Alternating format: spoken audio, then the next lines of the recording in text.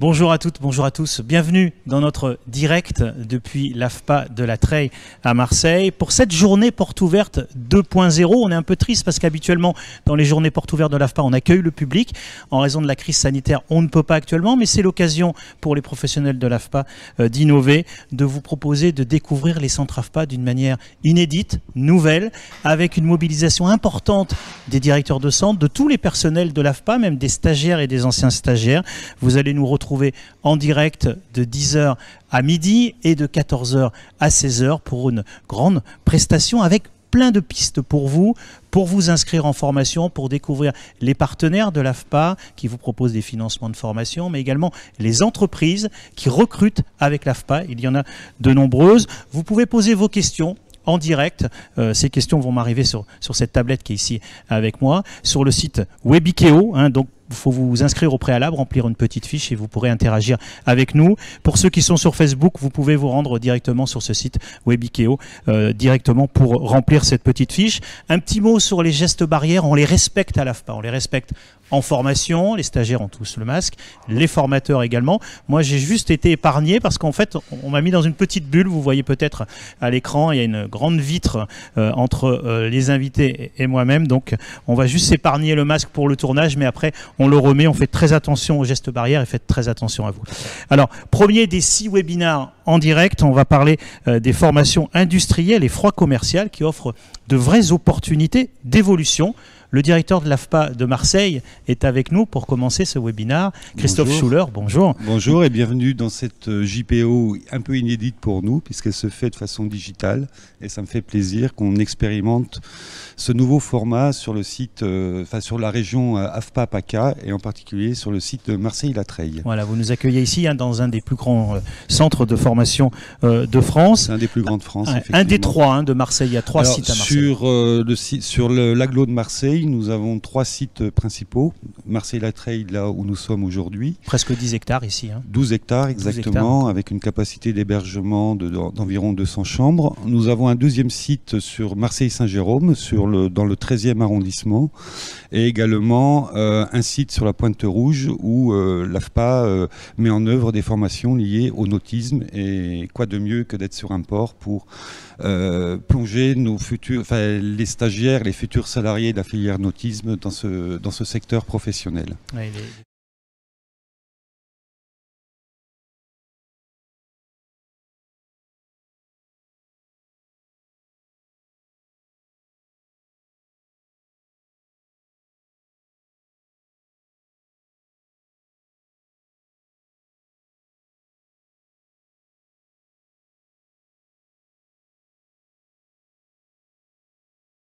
Faisons que 70 formations, 70 métiers. Nous avons des formations qui amènent sur environ 70 métiers sur ces 3 sites, sans oublier également une petite antenne sur Aix-en-Provence pour être en proximité des actifs d'Aix-en-Provence.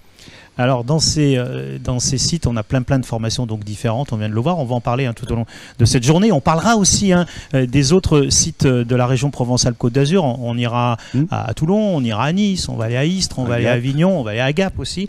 On va nous faire un zoom pour commencer ici sur la Treille. C'est un des grands centres de France qui enseigne au métier de l'industrie. Donc on va parler de l'industrie et du froid. Un mot sur ces métiers. Si je peux me permettre, pas que. Historiquement, le site de Marseille-La Treille forme au métier du bâtiment. C'est un dispositif qui est toujours actif sur Marseille. Et nous avons un gros pôle d'excellence, je peux dire, sur les métiers de l'industrie. L'industrie lourde, des soudeurs, des chaudronniers, des tuyauteurs, mais également tout ce qui touche le génie climatique, qui, comme chacun sait, amène sur les nouvelles réglementations liées au climat. Et donc nous suivons l'évolution des nouvelles normes environnementales qui s'appliquent et qui s'appliqueront demain à tous les professionnels. Donc on en parlera tout à l'heure avec le formateur justement du froid et avec Frédéric l'OPCO. Grèce, qui est un spécialiste du génie climatique. Oui, exactement, il sera avec nous avec des stagiaires qui seront présents et également l'OPCO qui finance les formations. Un petit mot sur ces métiers de l'industrie qui ne sont pas assez valorisés. Il faut y participer à cette valorisation. Le paradoxe sur les métiers de l'industrie, ce sont des métiers qui embauchent. en permanence, mais qui souffrent d'un certain déficit d'image. Donc notre travail avec les partenaires emploi de l'agglo de Marseille, c'est bien de valoriser l'image des métiers de l'industrie. J'ai cité les soudeurs, les chaudronniers, les tuyauteurs et d'autres spécialités. Et notre mission, c'est de former pour l'emploi, quel que soit le format. On peut faire sous la forme de l'alternance. Je crois que notre partenaire de l'OPCO fera un petit zoom, de l'OPCO EP fera un petit zoom dessus. Ou alors en formation présentielle avec des financements qui nous viennent du Conseil régional, mais également de Pôle emploi. Voilà, donc des partenaires qui seront avec nous durant cette journée pour expliquer comment et pourquoi ils financent ces formations. Parce qu'un des principes, on va dire basiques, c'est que la plupart des stagiaires ici à l'AFPA ne payent pas eux-mêmes leur formation. Il y a des personnes, il y a des organismes qui financent pour eux. Absolument, nous avons un service dédié, service de recrutement, qui sont en capacité de trouver à tout à chacun le financement le mieux approprié pour se former et se placer à l'emploi en fin de formation. Donc on peut avoir, en fonction des situations de chacun, de chaque demandeur d'emploi, ou des salariés, je pense au CPF, je pense à l'alternance, des solutions, formation pour tout à chacun. Voilà, donc que ce soit Transition Pro, que ce soit Pôle emploi, que ce soit tous ces financeurs, nous en parlerons tout au long de cette journée. Merci encore Christophe Schuller de nous accueillir dans ce centre, ici à La Treille, avec un des premiers acteurs qui va témoigner pour nous, c'est François Pintus. François Pintus qui est le formateur des chaudronniers qui nous accueille ici dans cet immense atelier. François, bonjour. Bonjour. Vous êtes donc cet expert métier qui nous accueillait. Présentez-nous d'abord cet atelier où nous sommes actuellement. Alors c'est un atelier qui fait à peu près 400 mètres carrés, donc oui. il a été agencé de manière il a été agencé de manière à coller au plus près au dispositif de formation, en fait, à la formation en elle-même. Donc en fait on dispose d'une partie préparation, qui fait à peu près 100 mètres carrés. Le dispositif il fait en lui-même 500 mètres carrés, donc la première partie 100 mètres carrés qui consiste à préparer nos interventions, la seconde partie qui est plutôt ciblée vers la fabrication et la réalisation d'éléments, et la troisième partie qui fait office de zone d'assemblage. Alors c'est un atelier de chaudronnier, et c'est un immense atelier où on vit au quotidien ce métier de chaudronnier comme on va le pratiquer plus tard dans une entreprise. Oui. On fait le geste professionnel qu'on attend de nous. Donc nous, notre cœur en fait de métier, c'est fabriquer, réaliser des éléments chaudronnés. D'accord. C'est la mise en situation professionnelle qui est ciblée en fait. Oui. Donc tous nos stagiaires réalisent des pièces et des éléments chaudronniers qu'ils retrouveront dans les entreprises. Et donc c'est un métier, en fait c'est un nom en lui-même qui n'est pas très moderne, un chaudronnier. Pourtant, vous êtes un métier extrêmement moderne. On vous retrouve dans beaucoup d'entreprises en pointe, l'aéronautique, l'automobile, le maritime. Exactement. Donc c'est un métier qui évolue, bien sûr. Germinal, c'est terminé. Donc on a maintenant des moyens de protection, des moyens de levage et des moyens aussi numériques, car on est venu petit à petit sur du numérique en passant la formation sur des tablettes. D'accord. On a laissé de côté un peu le support papier. Bon, pour un confort, pour les personnes qui ne sont pas agiles en fait avec le numérique, j'ai gardé quand même deux classeurs dans lesquels la formation est dispensée. Et voilà, donc maintenant on profite aussi nous du numérique. Ouais, donc des métiers en pointe. On entend un petit peu de bruit, alors je ne sais pas si on les entend vraiment à l'antenne. C'est les soudeurs qui sont derrière, oui, qui travaillent, eux qui sont en exercice. On vous remercie de nous avoir accueillis. Vos stagiaires sont en formation, mais dans la salle de cours pour l'instant, parce qu'on alterne le geste professionnel et une partie de théorie, on va dire. Exactement. Donc la première partie de la formation est consacrée au dessin industriel, au traçage, à la géométrie descriptive, vocabulaire aussi professionnel, d'accord, qui est bien spécifique au métier de chaudronnier. On va s'orienter vers les métiers de la navale qui aussi demandent un vocabulaire professionnel adapté. Donc voilà, donc la première partie c'est salle de cours. On intervient aussi sur les points clés du métier et on a la possibilité de les mettre en pratique dans l'atelier. On peut venir très prochainement suivre votre formation. C'est quoi les prochaines échéances pour s'inscrire dans vos formations de chaudronnier? C'est la prochaine entrée pour être en formation de chaudronnier. C'est le 19 avril 2021. D'accord. Et c'est subventionné par la région. D'accord. C'est le Conseil régional Provence-Alpes-Côte d'Azur qui finance cette formation. Donc essentiellement pour les demandeurs d'emploi. On l'a dit tout à l'heure avec Christophe Schuller, si on veut devenir chaudronnier, on s'inscrit, on écrit à recrutement.latreille@afpa.fr où on peut aussi interagir sur Wikibéo et on verra, on a nos conseillers qui vont vous répondre en direct. Merci pour cet accueil, François Pintus. Et vous êtes venu pas tout seul, vous avez notamment dans votre formation des femmes qui travaillent, 3 stagiaires femmes qui veulent devenir chaudronnières. On va proposer à Eva de venir nous rejoindre, Eva Rénal, donc, qui est là, qui arrive. Bonjour Eva. Bonjour. On vous a dérangé dans la salle de cours, on vous a extirpé de la salle de cours quelques instants pour participer à cette rencontre ici dans votre atelier, qui est un peu métamorphosé. Habituellement, il y a du bruit, ça tape de partout, ça tronçonne le fer. C'est ça. Oui.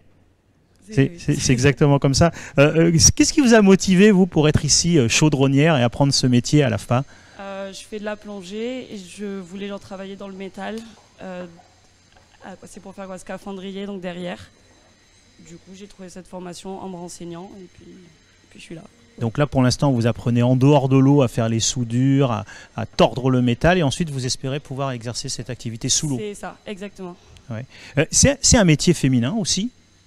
Chaudronnier, chaudronnière, c'est un métier féminin aussi? Oui, là dans la classe on est quand même 3. 3 filles, ouais. Ouais. Et donc on peut changer de vie parce que vous aviez un parcours de littéraire, vous avez fait un bac littéraire et des études d'art graphique. C'est ça. Bon. C'est ça. C'est pas compliqué d'un seul coup de s'extirper de ces études littéraires pour venir ici dans cet atelier et apprendre le métier? Tant qu'on trouve un truc qui nous plaît, je pense que c'est bien. Ouais. Le tout c'est de trouver. Ouais, vous avez un beau projet de vie. Vous finissez au mois de mars, c'est ça? En avril. En avril, d'accord. Bon, on vous souhaite beaucoup de courage, beaucoup de chance pour la suite et puis que votre voie soit bien tracée en scaphandrière sous-marine. C'est Victoria qui doit nous rejoindre, Victoria Lost, qui est votre autre collègue, qui arrive également, qui est sortie de la salle de cours. Victoria Lost, c'est ça. Venez, bonjour. Alors, vous avez connu la formation de l'AFPA de chaudronnière lors d'un salon du maritime, c'est ça? D'emploi maritime. Ouais, c'était à Marseille? Oui, au Parc Chano. D'accord, et ben voilà. Donc c'est bien l'occasion, on rencontre l'AFPA un petit peu partout, lors de webinars ici, ou des directs sur Facebook, mais également lors des salons de l'emploi maritime. C'est quoi votre parcours avant d'entrer ici dans cette formation de chaudronnière? Alors, à la base, au début des études, j'ai fait un bac littéraire. Pas vraiment dans les mathématiques ou quoi que ce soit. Le seul aspect manuel, ça pouvait être les arts plastiques, où j'étais en spécialité. Et après ce bac, j'ai fait plein de petits boulots, rien à voir, juste pour avoir de l'argent. Et sinon, c'était l'Académie Royale à Bruxelles. Du coup, rien à voir aussi, c'était les beaux-arts, de la peinture classique. Et après, en arrivant dans le sud, j'ai commencé à me mettre sur les bateaux, à naviguer de plus en plus. Et du coup, entre les navigations, il y avait aussi les temps de chantier. Et du coup, le métal, ça m'intéressait de plus en plus. J'ai commencé à souder, mais j'ai appris sur le tas. Et à force de faire, ça m'a plu. Mais je me suis dit qu'il fallait que ça soit plus professionnalisant. Après, j'ai réussi à trouver des boulots. Mais si c'est pas déclaré, si on n'a pas les qualifications, et si en plus on est une femme, c'est moins évident parce que pour avoir la confiance des autres et en plus niveau sécurité, en fait, si il nous arrive n'importe quoi, n'importe quel accident, de ne pas être en déclaré, voilà quoi, c'est pour notre pomme. Il faut être déclaré. Et du coup, j'ai pu quand même travailler, mais à l'étranger. En France, c'était plus compliqué, genre au Portugal, dans les chantiers navals, ou en Allemagne, sur une entreprise qui font des hydroliennes, des portes d'écluses, des roues à eau, des passerelles de sécurité. C'était super, c'était vraiment excellent et ils me faisaient vraiment confiance sur ça aussi. Mais après ce travail-là, c'était l'hiver dernier et là, je me suis décidée à faire une qualification, quelque chose de professionnalisant. Et là, un bac pro chaudronnerie, parce que le principe ici à l'AFPA, dans cet atelier de chaudronnerie, à la fin de la formation, en avril, vous aurez un diplôme professionnel, un titre professionnel du ministère du Travail. Ouais. Et ça, c'est important après pour trouver du travail. Ouais. C'est ce que propose l'AFPA, c'est l'obtention de ce titre professionnel de chaudronnière. Merci beaucoup d'être rien. venue avec Merci. nous, Victoria. Et puis c'est Ninon qui va nous rejoindre, qui attend juste derrière vous.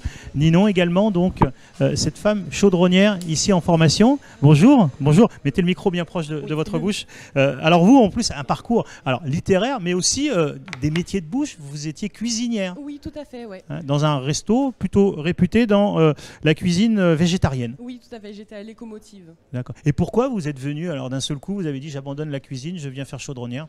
Parce que j'ai toujours été quelqu'un qui aimait les travaux manuels et l'artisanat m'a toujours intéressée.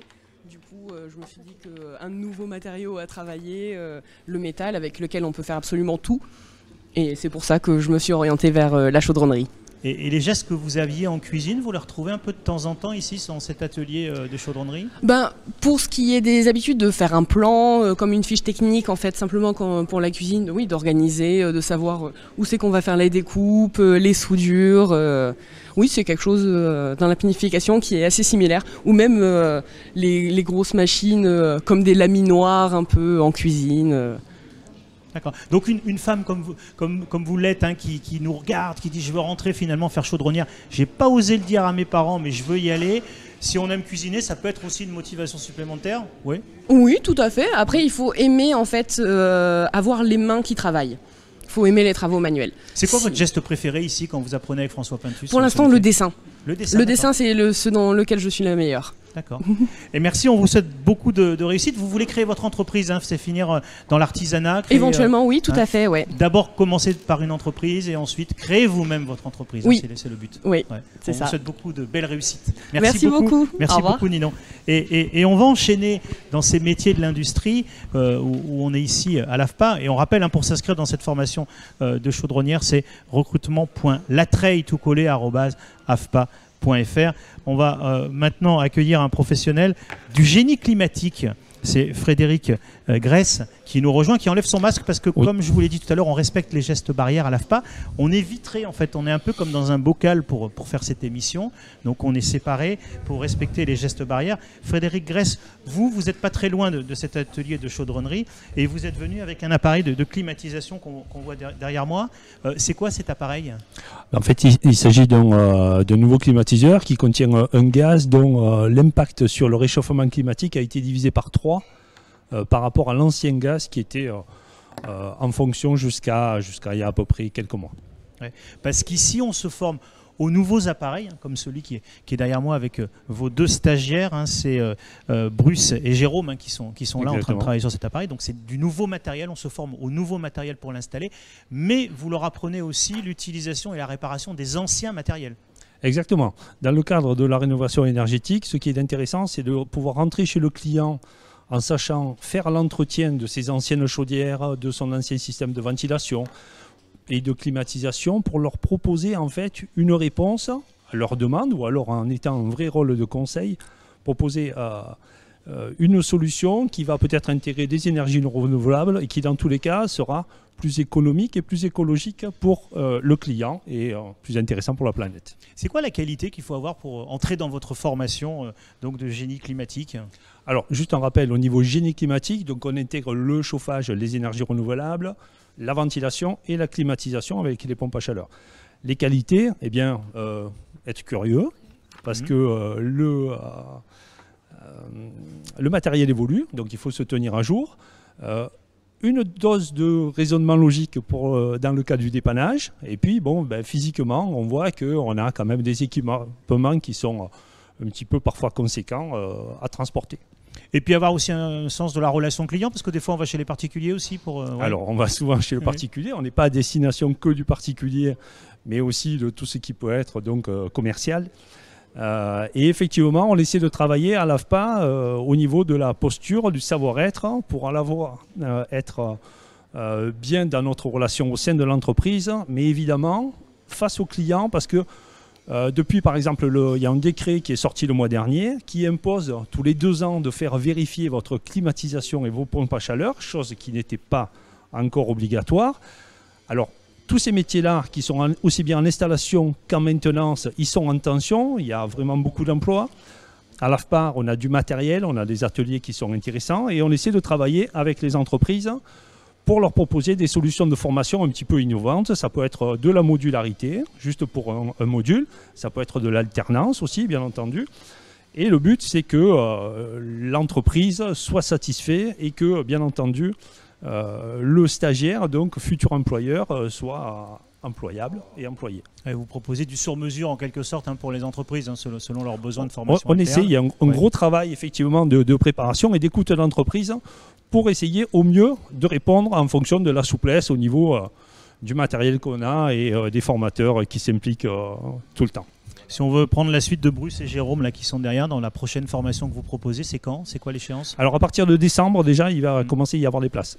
D'accord, donc on écrit à recrutement.latreille@afpa.fr, c'est l'adresse obligée. Merci beaucoup Frédéric Grèce. Et vous n'êtes pas venu tout seul, vous êtes avec le représentant de l'OPCO EP, des entreprises de proximité qui travaillent avec vous sur le froid commercial.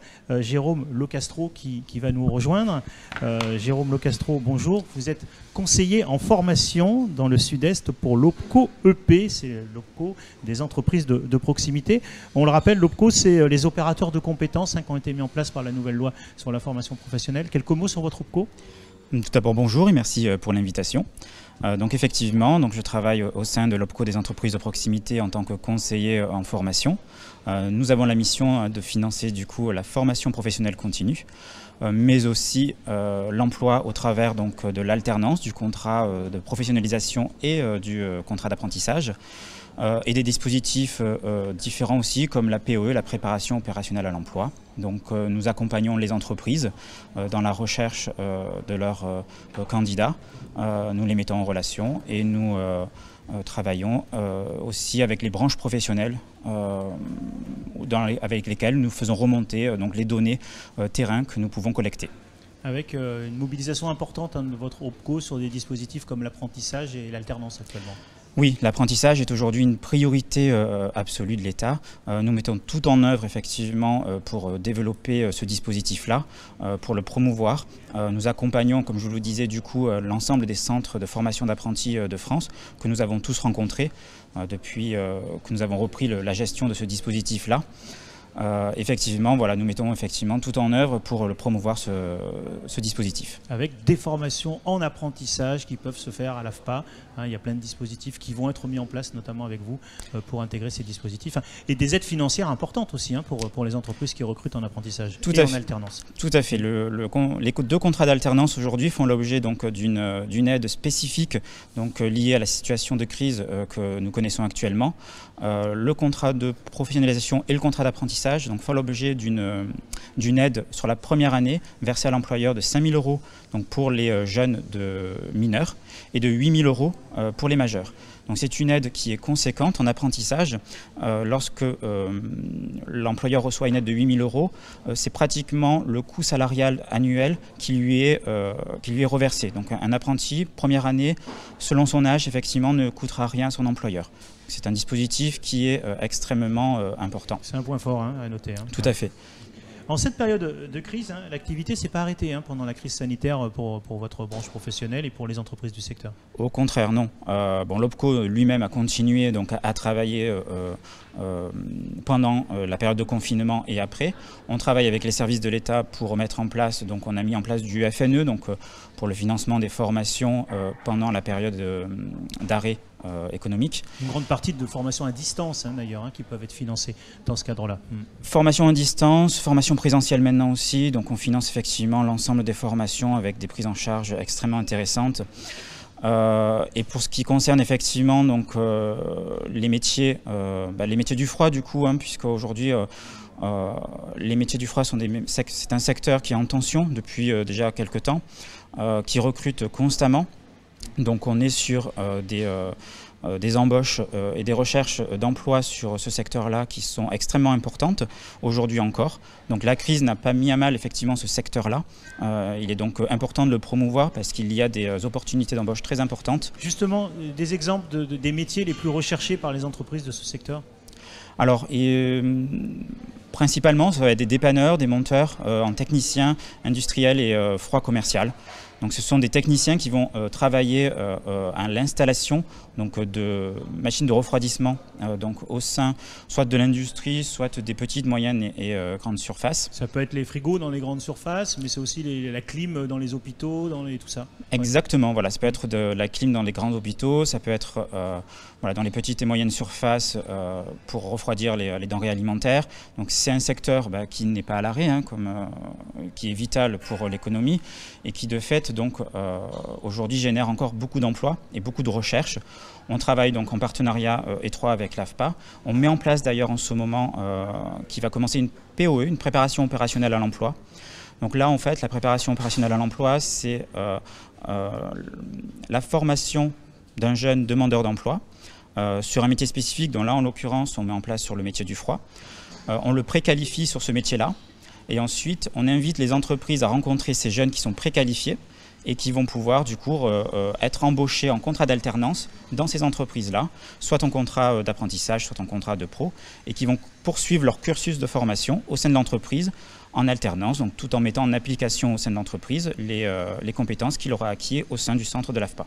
D'accord, donc là, ils iront, dans un premier temps, ils n'ont pas de diplôme, mais ils ont des premières qualifications qui sont proposées avec vous et l'AFPA. Et ensuite, ils ont le fameux dispositif alternance ou apprentissage avec les aides de l'État, forcément. Et là, c'est du gagnant-gagnant pour tout le monde, en fait. C'est du gagnant-gagnant pour tout le monde. Ces aides-là, elles couvrent donc tous les contrats signés jusqu'au 28 février 2021. Donc effectivement, c'est le moment de se lancer. C'est le moment d'informer les entreprises. Alors nous, on l'a fait au travers de communication, que ce dispositif-là est extrêmement intéressant. Et de ne pas entre guillemets s'en priver, puisque derrière, voilà, ça ne coûte rien à l'entreprise. Gagnant-gagnant aussi pour les demandeurs d'emploi qui viennent vous voir, parce qu'ils ne sont pas forcément qualifiés dans ce secteur d'activité, ils ont juste l'envie, la motivation. Ils ont l'envie, la motivation, l'appétence dans ce domaine-là. Oui. Et effectivement, derrière, ils ont une formation préqualifiante qui leur est payée. Et derrière, l'embauche au sein d'une entreprise en contrat d'alternance. Et ça débouche très régulièrement sur un CDI, parce que ces métiers-là, dans le cadre du froid, comme je vous disais, sont extrêmement demandeurs. Ils recherchent constamment, donc ça débouche tout le temps sur des embauches en CDI, avec des perspectives d'évolution à l'intérieur très fortes, puisqu'après ils continuent à être formés au sein de leur structure pour évoluer régulièrement. Ce sont des métiers aussi attractifs au niveau financier, puisque du coup, à formation égale, en fait, ils sont mieux rémunérés que d'autres. J'invite d'ailleurs les jeunes, s'ils nous écoutent ici, à aller sur le site Bouge ton avenir. À l'intérieur, vous avez les métiers du froid qui sont expliqués et les niveaux de rémunération. Un demandeur d'emploi qui nous regarde en ce moment, qui se dit « je ne sais pas vers quelle filière m'orienter », tiens, j'ai entendu l'OPCO EP, Jérôme Locastro, qui me dit « ah, là, vous êtes sûr d'avoir du boulot et d'être bien payé ». Même s'il n'y connaît rien dans ces métiers du froid, il a juste une clim chez lui, on va dire. Il vient à l'AFPA et on le renseigne et on l'inscrit tout de suite dans une formation. Il vient à l'AFPA, tout à fait. Il va passer des tests avant cela, effectivement, et il va pouvoir s'inscrire effectivement après dans une formation. Le contrat d'apprentissage, en plus, a cette liberté, cette souplesse en fait, de pouvoir commencer sa formation sans avoir trouvé encore d'entreprise, et ce pendant 6 mois. C'est un délai qui a été rallongé justement suite à la crise sanitaire. Donc pendant 6 mois, il va pouvoir suivre sa formation et en parallèle rechercher une entreprise. Le centre de l'AFPA va l'aider dans ses démarches. Mais encore une fois, on est sur un secteur qui est demandeur, donc il ne mettra pas 6 mois pour trouver une entreprise, ça sera beaucoup plus rapide. C'est beaucoup plus rapide, ce n'est pas uniquement le réchauffement climatique et puis le fait qu'on soit dans la région sud où il fait toujours très chaud aujourd'hui encore. Il y a du travail dans le froid et le chaud aussi. Tout à fait. Ce n'est pas lié au réchauffement climatique, même si ça met à mal les installations installées dans les industries et les petites et moyennes surfaces, et grandes surfaces. Mais on est sur une demande qui est nationale. Donc, voilà, une demande forte au niveau national, puisqu'on a des entreprises, des industries qui sont réparties sur tout le territoire, des supermarchés sur tout le territoire qui ont besoin d'installations de clim.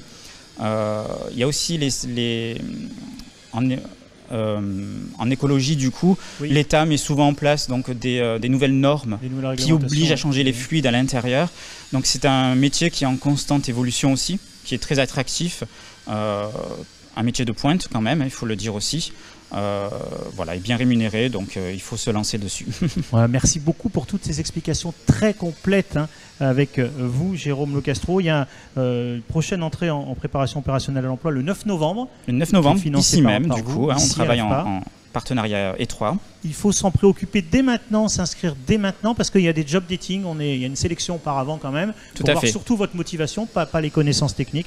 On rappelle les adresses, c'est recrutement.latreille@afpa.fr. Merci pour votre visite. Merci à vous de m'avoir invité. Vous n'êtes pas venu tout seul, vous êtes venu avec Gaëtan Mas, qui est le responsable d'affaires à l'AFPA, qui va nous rejoindre, qui s'occupe avec vous de ces recrutements pour le froid. Bonjour Gaëtan. Bonjour Fabrice. Donc vous proposez régulièrement des embauches avec des entreprises dans les métiers du froid commercial, on vient de le voir, et du chaud. Tout à fait. Donc ce job dating qu'on a noté prochainement pour une entrée en formation le 9 novembre. Oui, c'est complètement d'actualité. Effectivement, avec nos partenaires, l'OPCO-EP et le Pôle emploi, nous vous proposons une pré-professionnalisation donc sur une métier du froid, une pré-professionnalisation de 400 heures qui permettra aux stagiaires de pouvoir trouver une entreprise et surtout permettre à l'entreprise d'avoir une personne avec déjà des compétences et donc de pouvoir avoir une plus-value finalement dès les premiers jours du contrat de professionnalisation ou de contrat en alternance. Il faut de la motivation, on l'a dit, mais pas forcément de connaissances techniques. C'est l'AFPA qui va tout vous apprendre. Vous allez apprendre du début jusqu'à la fin le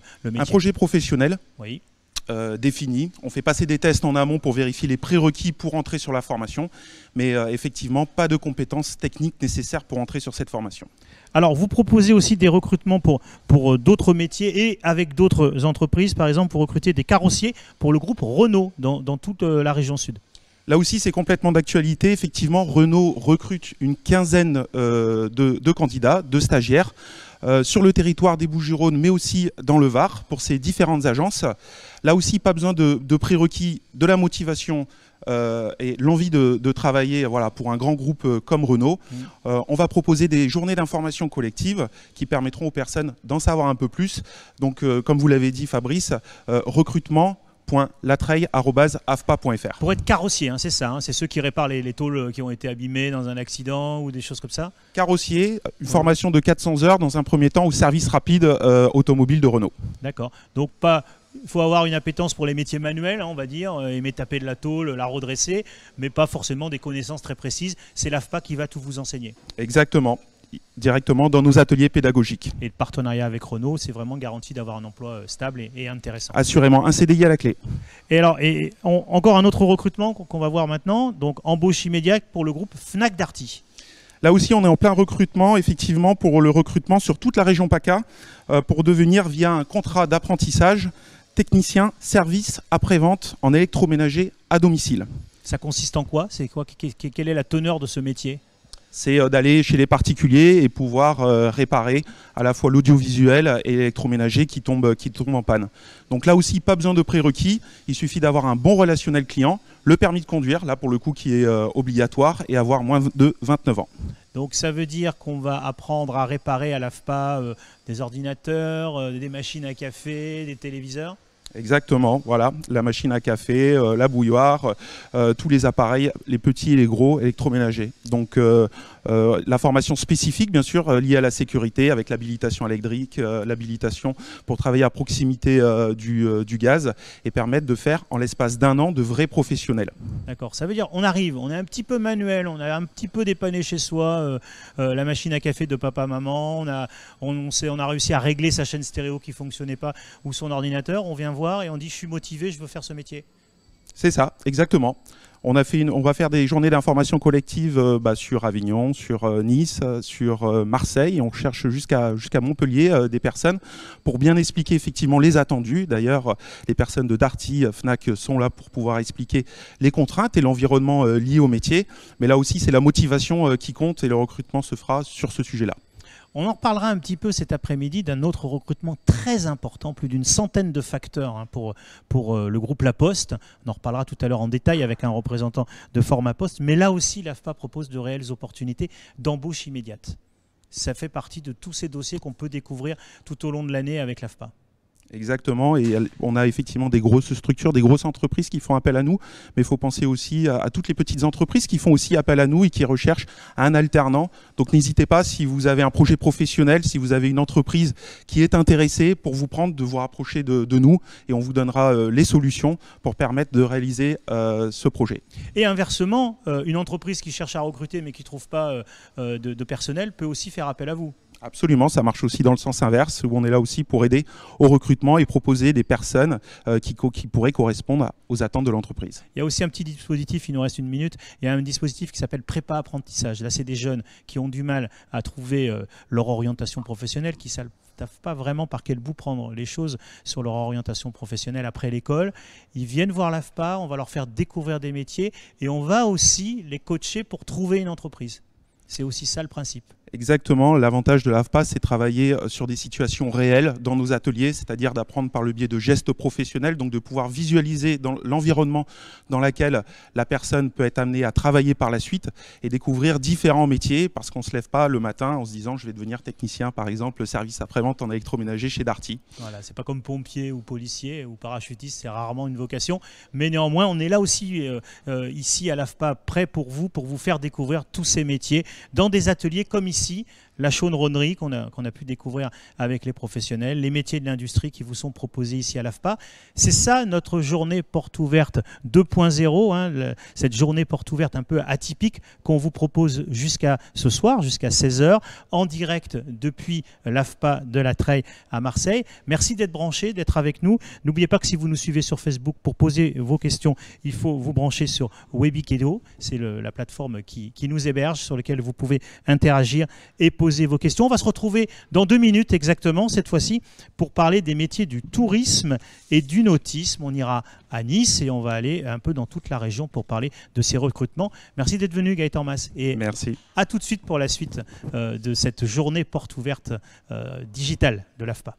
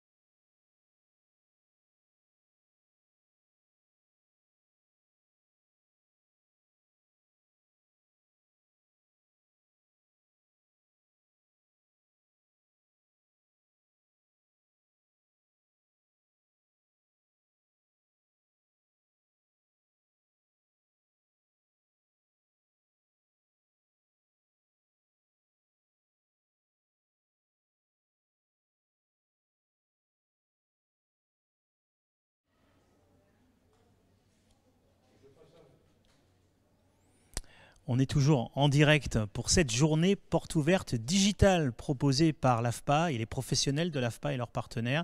On est en direct depuis le centre AFPA de la Treille à Marseille pour une JPO qu'on appelle 2.0. Pourquoi? Parce qu'on ne peut pas accueillir de public en raison de la crise sanitaire. Par contre, on va vous présenter tous nos dispositifs, vous expliquer comment vous pouvez entrer en formation, comment c'est financé la plupart des formations grâce à la mobilisation des directeurs de centre de l'AFPA de toute la région, également les formateurs qui sont aussi présents avec nous tout au long de la journée, beaucoup de stagiaires et surtout les partenaires financeurs de vos formations et les entreprises aussi qui recrutent avec l'AFPA. Un petit côté geste sanitaire, vous voyez, je suis dans une bulle, donc les partenaires que vous voyez qui n'ont pas le masque comme moi, par contre on est séparés comme dans une bulle en fait hermétique pour éviter les microbes et éviter cette crise sanitaire, et faites attention à vous hein, notamment pour éviter d'être contaminé par le Covid. On va parler tourisme et nautisme avec une valeur sûre et stable dans notre région. Même pendant la crise sanitaire, il y a eu quelques difficultés, mais on sent vraiment que ça peut repartir. On a de l'espoir. Et on va se rendre à Nice, au centre AFPA de Nice, où je vous propose d'écouter la directrice du centre AFPA qui s'appelle Valérie Belon. Bonjour, Valérie Bellon, directrice du centre de Nice. Je vais vous présenter rapidement la filière tourisme, hôtellerie, restauration de l'AFPA en PACA. L'activité touristique possède un réel impact sur l'économie de la région. En effet, 30 millions de touristes par an, des recettes pouvant s'élever jusqu'à 18 millions d'euros, à peu près 13% du produit intérieur brut de la région. Le tourisme est un secteur stratégique aussi pour l'emploi, avec 141 000 salariés, pouvant aller jusqu'à 161 000 salariés en période de pic. Ça représente 7,5% de l'emploi en région. La direction régionale de l'AFPA a fait de ce secteur d'activité un pôle de référence.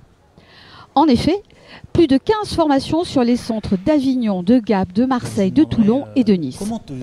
Dans le domaine du tourisme pur, des formations diplômantes, responsables d'établissements touristiques, guides accompagnateurs de tourisme avec des spécificités pour Gap, orienté montagne, pour Nice, orienté Côte d'Azur, des formations chargées d'accueil tourisme loisirs. Dans le domaine de l'hôtellerie-restauration, réceptionniste en hôtellerie, employé d'étage, des formations pour être gouvernante, et tous les métiers de la restauration tels que commis de cuisine, agent de restauration, cuisinier, serveur ou pizzaiolo. Toutes ces formations sont accessibles dans le cadre du financement CPFT, CSP, financement Pôle emploi, financement régional, alternance et bien évidemment le financement entreprise. Je vais maintenant laisser la parole aux formateurs, nos experts dans le domaine.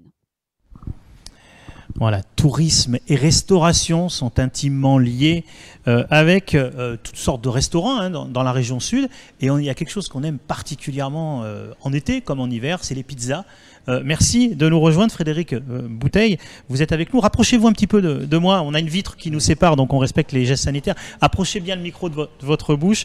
Vous êtes le formateur à l'AFPA des pizzaiolos. En effet. Alors, c'est pas un métier qui, le matin, en se réveillant, on dit « je vais devenir pizzaiolo ». C'est vraiment un métier qui s'apprend pour être un bon pizzaiolo. Tout à fait. En effet, comme les autres métiers de bouche hein, dans le secteur de la restauration, ce sont des métiers de passion hein, qui permettent de favoriser son employabilité, de créer aussi des entreprises facilement. Hein.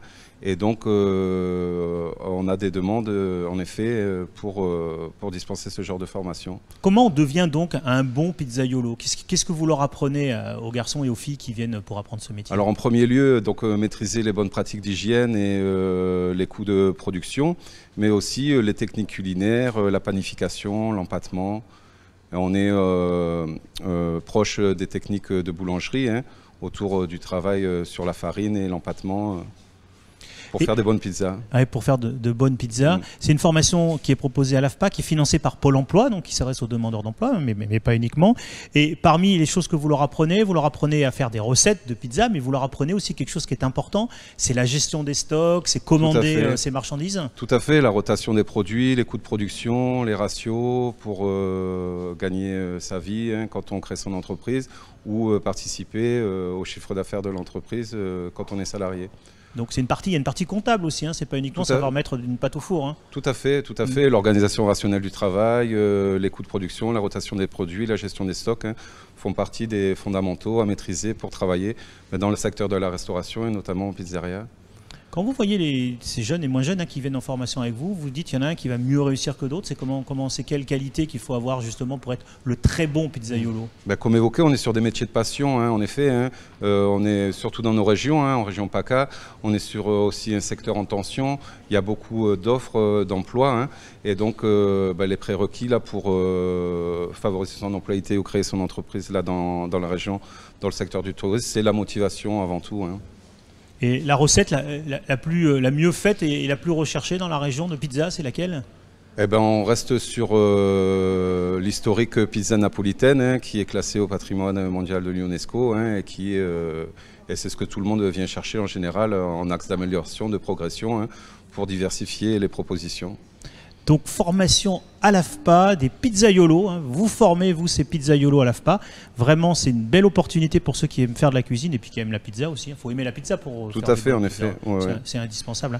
Donc on rappelle l'adresse, il faut s'inscrire sur recrutement.latreille@afpa.fr pour vous rejoindre dans la prochaine formation de pizzaiolo. Merci Frédéric Bouteille de nous avoir rejoints.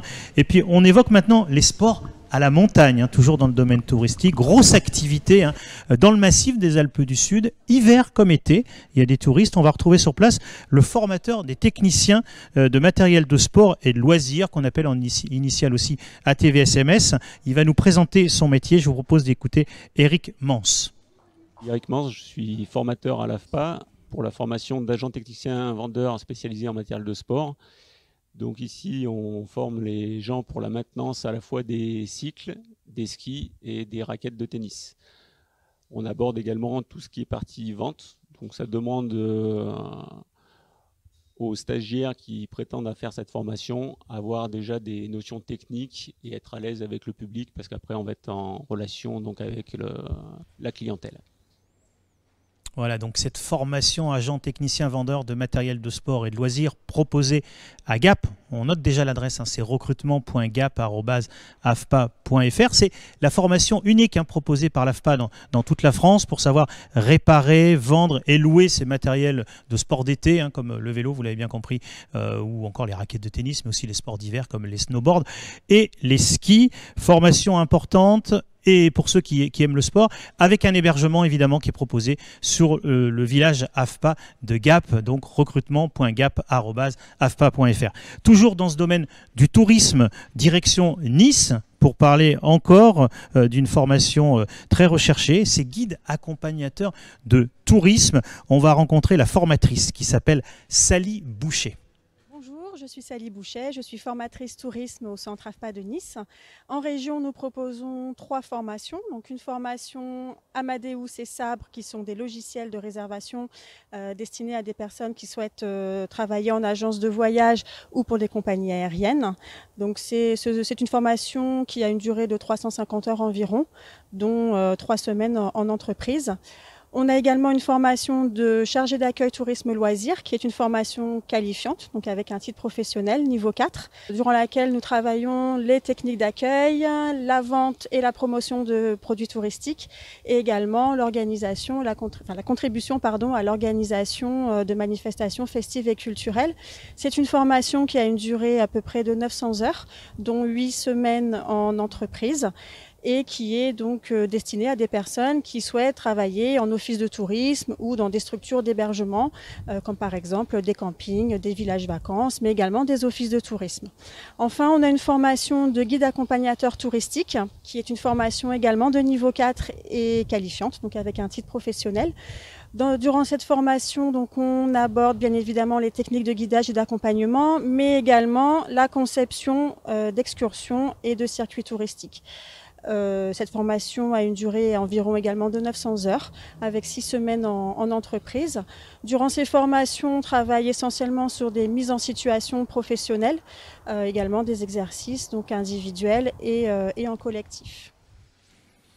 Voilà pour l'experte du métier accompagnateur de tourisme, Sally Boucher, à l'AFPA de Nice. Il reste encore des places. Vous pouvez postuler pour les prochaines formations. recrutement.nice@afpa.fr. On reste à Nice, on retourne même à Nice pour parler du métier de réceptionniste en hôtellerie.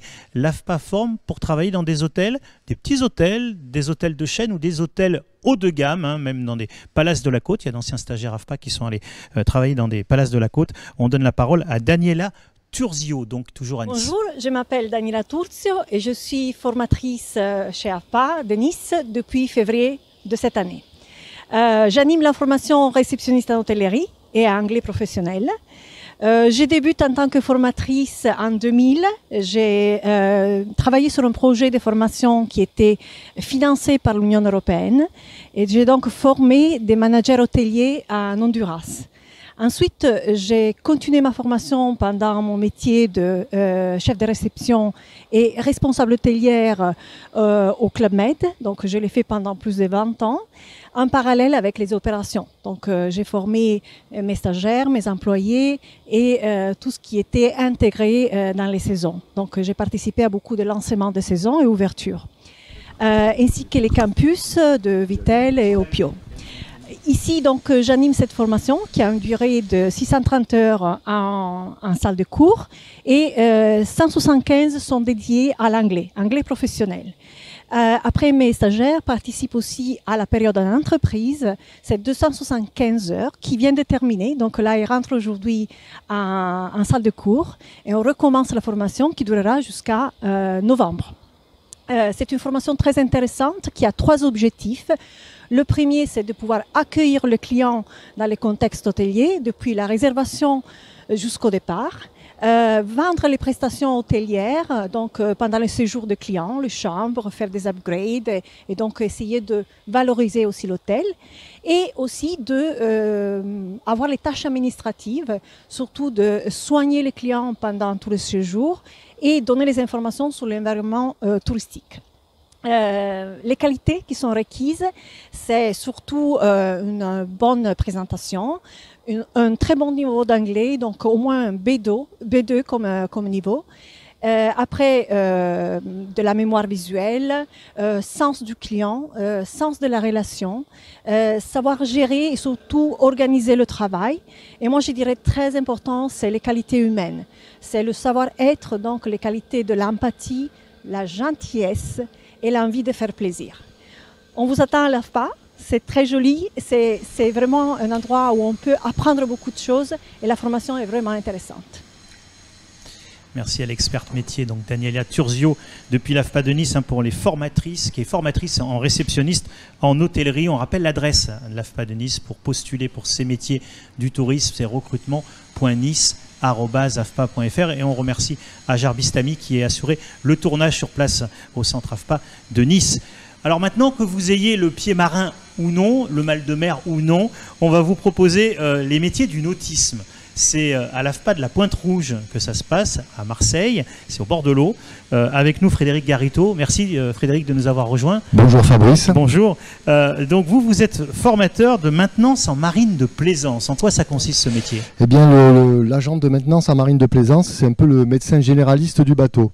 Il doit être capable d'intervenir dans beaucoup de domaines, dans beaucoup de métiers différents, puisqu'il faut donc réparer les bateaux et donc son domaine d'intervention c'est du fond de la quille à la tête du mât, j'ose dire. Il y a une coque, il y a un moteur dans un bateau. Notre spécialité ce sont surtout les voiliers donc il faut savoir tout faire. C'est la polyvalence vraiment qui est le cœur de notre métier. Au quotidien, donc dans ce petit site de l'AFPA de la Pointe-Rouge, on voit quelques images de ce site en ce moment. Sur le site de l'AFPA de la Pointe-Rouge, vous leur apprenez à réparer des trous dans la coque, par exemple? Voilà, donc ça c'est le cœur du métier, donc c'est la partie composite. Mais il y a aussi la partie bois pour les aménagements intérieurs. Il y a la partie gréement à castillage où on travaille des matériaux comme l'inox et l'aluminium. L'atelier là est bien, est bien choisi pour ce module-là. Et puis de plus en plus maintenant avec le développement de l'électronique et des nouvelles technologies, il y a des équipements de bord de plus en plus sophistiqués, des gains d'eau, des salinisateurs, des appareils électroniques de bord qu'il faut savoir installer à bord de ces bateaux-là. Ouais, c'est des formations dans les conditions vraiment réelles, hein. Vous travaillez sur des vrais bateaux. Il y a même un bateau école de l'AFPA, hein. On va vérifier si il est bien réparé, qu'il ne va pas errer dans la rade de Marseille, hein. Tout doit bien fonctionner pour partir avec. Tout doit bien fonctionner, tout fonctionne très bien pour notre petit voilier AFPACA, puisque il fait toujours un podium sur notre régate qui s'appelle la Batty Cup. Il y a toujours un podium pour ce petit bateau-là qui marche très bien. Oui, c'est une régate qui a lieu régulièrement, sauf quand il y a la crise sanitaire, mais où on se retrouve et où les équipes de l'AFPA remportent en général une place sur le podium. Hein. C'est bien, c'est bien ça. Alors, c'est important, c'est souvent un métier de reconversion. On retrouve souvent dans vos formations, hein, on verra aussi après tout à l'heure la mécanique de plaisance, on retrouve souvent des personnes qui veulent revenir à des premiers amours, hein, les amours nautiques, maritimes, et qui se disent tiens, bah, allez, je me reconvertis, je vais à la Pointe-Rouge, à l'AFPA pour apprendre ce métier qui m'a toujours plu. Exactement. Vous verrez tout à l'heure avec Stéphane, un de mes anciens stagiaires, l'exemple d'une reconversion totale. Mais c'est vrai que pour exercer ce métier-là, il faut à la base avoir une passion de la mer et des bateaux, avoir une bonne expérience de la navigation de plaisance, parce que le bateau, c'est un univers vraiment particulier qu'il faut appréhender dans sa globalité. Le métier, parfois, a des aspects a des conditions très dures. C'est sûr que quand il faut nettoyer une coque au mois de décembre et passer le Karcher, c'est pas évident. Hein, ça fait partie du métier. C'est des conditions très très dures de travail en extérieur. Hein, c'est pas toujours la mer et le soleil. Et oui. Voilà. Même si on est plutôt gâté quand même. Hein. Pardon ? Même si on est plutôt gâté dans la région quand même. Hein. Oui, surtout avec le réchauffement climatique.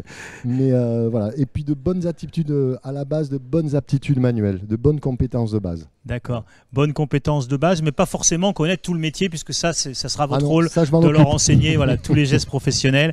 On note l'adresse hein, pour s'inscrire, c'est recrutement.latreille@afpa.fr pour les prochaines formations. Ça s'adresse plutôt à des gens donc en reconversion avec leur cagnotte CPF, hein, compte personnel de formation, et également des demandeurs d'emploi qui peuvent postuler. Oui, parce que maintenant on est capable de mettre en place des formations très courtes sur 3-4 mois qui vont déboucher sur des CCP qui sont des parties de diplôme. Voilà. Sachant qu'il y a 3 CCP pour obtenir le diplôme dans sa totalité, le titre professionnel, pardon. Merci beaucoup d'être venu jusqu'à nous, Frédéric. Donc Frédéric Garito, formateur à l'AFPA de la Pointe-Rouge à Marseille. Henri Michon, qui est aussi votre collègue, hein, qui forme, va nous rejoindre. Mon alter ego. Et votre alter ego sur un autre métier qu'on va décortiquer avec lui. Il arrive. Venez avec nous, merci, Henri. Fabrice. Merci Frédéric. Henri Michon qui nous rejoint, formateur donc au pôle nautisme de la Pointe-Rouge. Vous, c'est réparation et mécanique de plaisance. Hein, c'est ça, le mécanicien de marine de plaisance, votre spécialité. Voilà, bonjour Fabrice. Oui. Décrivez-nous le métier que vous enseignez. Voilà, alors, nous, le centre de ce métier-là, le cœur du métier, c'est vraiment les moteurs marins, hein, moteur hors-bord et moteur in-board, pour des bateaux de plaisance qui vont de 3 mètres à une vingtaine de mètres. Et donc, on apprend à réparer et à entretenir ces moteurs. Donc vous réparez les gros moteurs qu'on voit sur des hors-bord, les petits moteurs, également des jet skis. Hein. Oui, jet ski. Bah alors ça s'est un petit peu perdu à l'AFPA, mais effectivement on peut intervenir sur les jet skis. Mais il n'y a pas dans notre programme quelque chose de spécifique sur les jet skis. Vous parlez de ça parce qu'on le voit souvent en images sur les documents de l'AFPA. On sait qu'il y a des jet skis et que s'il y a un perfectionnement qui est demandé sur les jet skis, on peut le faire aussi. Possible. Et après, à la limite, le moteur est à peu près toujours le même. En tout cas, ça se rapproche. C'est quoi les qualités qu'il faut avoir pour être un bon mécanicien sur les navires de plaisance ? Je dirais beaucoup de rigueur. C'est vraiment un métier où il faut être patient, observateur, tenir bien un bon entretien de ses outils, de son poste de travail, ne pas salir les bateaux parce que ça peut vite arriver et les bateaux sont très difficiles à nettoyer. Donc voilà, c'est ça, faire attention à ce qu'on fait. Faut être soigneux. C'est pas parce qu'on touche du cambouis et des choses un peu grasses qu'il faut salir le bateau du client. Voilà, et ça se nettoie beaucoup plus difficilement qu'une voiture par exemple. Et comment vous leur apprenez ça justement ? Alors la mécanique je comprends, mais d'être très minutieux et de faire attention de ne pas salir le bateau ? Et oui, tout ce savoir-être, on le fait à notre centre de la Pointe-Rouge, qui est vraiment une réplique d'un chantier nautique. Hein. On a vraiment un terre-plein avec des bateaux, les ateliers. Tout simplement, quand on intervient dans les bateaux, on leur apprend à mettre des moquettes, à mettre des chiffons là où il faut, à protéger l'environnement. C'est vraiment les premiers gestes du métier qu'il faut absolument avoir en tête. Donc vous leur apprenez les techniques avec les vrais moteurs, on travaille sur des vrais moteurs, on travaille sur des vrais bateaux et on apprend tous ces gestes. Et à la fin de vos 2 formations dont on vient de parler, il y a un titre professionnel, hein, un diplôme professionnel du ministère du Travail. Tout à fait, il y a un titre professionnel pour les 2 formations, mécanicien et agent de maintenance. Voilà, donc des métiers de passion, on le comprend bien. Vous-même, vous êtes un passionné. Le principe des formateurs de l'AFPA, c'est qu'ils ont exercé ce métier pendant au moins 5 ans. Vous, ça fait très longtemps que vous exercez ces métiers. On vous invite à vous rejoindre pour exercer ces métiers, donc réparation et mécanicien en marine de plaisance. Merci d'être venu juste à nous. Prochaine formation pour s'inscrire, on le rappelle. Début octobre. D'abord. Oui, j'ai pas les dates exactes parce que c'est pas encore défini. Donc raison de plus pour s'inscrire très vite voilà, pour les prochaines formations de la Pointe Rouge des métiers de passion. C'est recrutement.latreille@afpa.fr. Et vous pouvez aussi nous poser des questions, vous le savez, sur cette plateforme Webikeo qui nous héberge ici. Si vous êtes sur Facebook, rejoignez-nous sur la plateforme, inscrivez-vous en ligne. Ça vous permet d'interagir avec nous et poser vos questions. Vous êtes venu avec un ancien stagiaire, Stéphane Squizaro, qui va nous rejoindre, qui a une belle expérience puisqu'il a, depuis la formation avec vous, venez Stéphane, il a créé son entreprise, Stéphane Squizaro, merci d'être avec nous. Vous avez créé l'entreprise Chevelu Plaisance. Oui. Alors, présentez-nous votre entreprise. Donc, je suis en auto-entrepreneuriat, on va dire, et je suis dans plus le côté, on va dire, carrosserie, c'est-à-dire le côté de la formation maintenance en marine de plaisance. Mais je peux monter, comme le disait Frédéric Garito, des gaines d'eau et tout système électrique, pas tant électronique. Vous nous confirmez que c'est un métier de passion? En tout cas, pour ma part, j'y suis venu par passion, oui, en réorientation complète professionnelle, puisqu'avant j'étais dans le social. Dans le social, et vous vous êtes dit à quel âge vous vous êtes dit il faut que je change d'orientation professionnelle? 38 ans. Oui. Voilà, 38 ans parce que j'avais un bateau, que j'étais pratiquement tous les jours sur l'eau, mais que je ne comprenais absolument rien au bateau d'ailleurs. Ouais, vous étiez passionné de partir en mer dans la rade de Marseille et sur la côte provençale et côte d'Azur, et vous vous êtes dit je vais en faire mon métier finalement, je suis bien sur les bateaux, je vais en faire mon métier. Ouais. Absolument. Vous confirmez qu'il faut oser sauter le pas à un moment donné, de se dire je suis pas bien dans mon travail actuel, bah, je me reconvertis, je vais dans quelque chose qui me plaît, alors en l'occurrence le nautisme. Je pense que la chance que j'ai eue, c'est de pouvoir avoir un certain nombre de mois rémunérés par l'allocation de reconversion d'ailleurs. Il faut du courage, il faut être aidé aussi. Donc ma femme était en accord total avec cette... dans votre dynamique de voilà. changement de vie, oui, oui. Et puis il faut avoir la chance, il faut avoir de la chance aussi de croiser... des formateurs comme, je le dis, Monsieur Garito, qui vous font passer cette passion aussi. Donc c'est bien, c'est une osmose. Et je le dis et je le répète souvent depuis 10 ans que j'ai eu donc cette formation. L'AFPA doit exister parce que c'est une base pour pouvoir après travailler quel que soit le domaine. C'est une base, il nous faut une base. Moi je ne comprenais rien dans le bateau, mais rien, jusqu'à la sous-marine, peinture dite sous-marine. Maintenant, j'en ai fait mon métier. Ça fait 10 ans que ça dure et ouais, ça peut aller. Ouais, c'était votre passion et vous en avez fait votre métier. Voilà. Et du coup, je suis plus jamais sur l'eau. Et vous êtes épanoui, mais vous êtes quand même épanoui. Ouais, ça va, ça vous plaît bien. Hein, oui. Ouais. Donc en fait, l'idée, c'est quand on arrive à l'AFPA, on ne connaît pas forcément le geste professionnel. Il faut quand même avoir une appétence, une envie. Et c'est les formateurs qui vous prennent en main du début jusqu'à la fin et qui vous apprennent tous les gestes professionnels. Hein. C'est bien ça le principe. Pour moi, c'est une base. Après, tout le monde dira, ouais, mais sur le terrain... Oui, c'est sûr, sur le terrain, on va continuer à se former. La chance que j'ai, c'est d'avoir aussi croisé un professionnel, un éminent professionnel sur la Pointe Rouge aussi, qui me forme... à qui je pose des questions que je peux appeler quand il est à la montagne. Allô, je me trouve devant un tel problème, qu'est-ce qui se passe? Et il me répondra, on continuera quand même à se former tous les jours. Hein. Même sur le terrain, on ne saura jamais tout. Mais heureusement, on apprend tous les jours aussi, c'est bien. C'est aussi absolument ça, parce que ces métiers évoluent, donc il faut aussi pouvoir se perfectionner. On donne un conseil, quelqu'un qui nous regarde, quelqu'un qui se dit oh, « je ne suis pas bien dans mon boulot actuel, je veux vivre une passion », que ce soit dans le nautisme ou autre chose.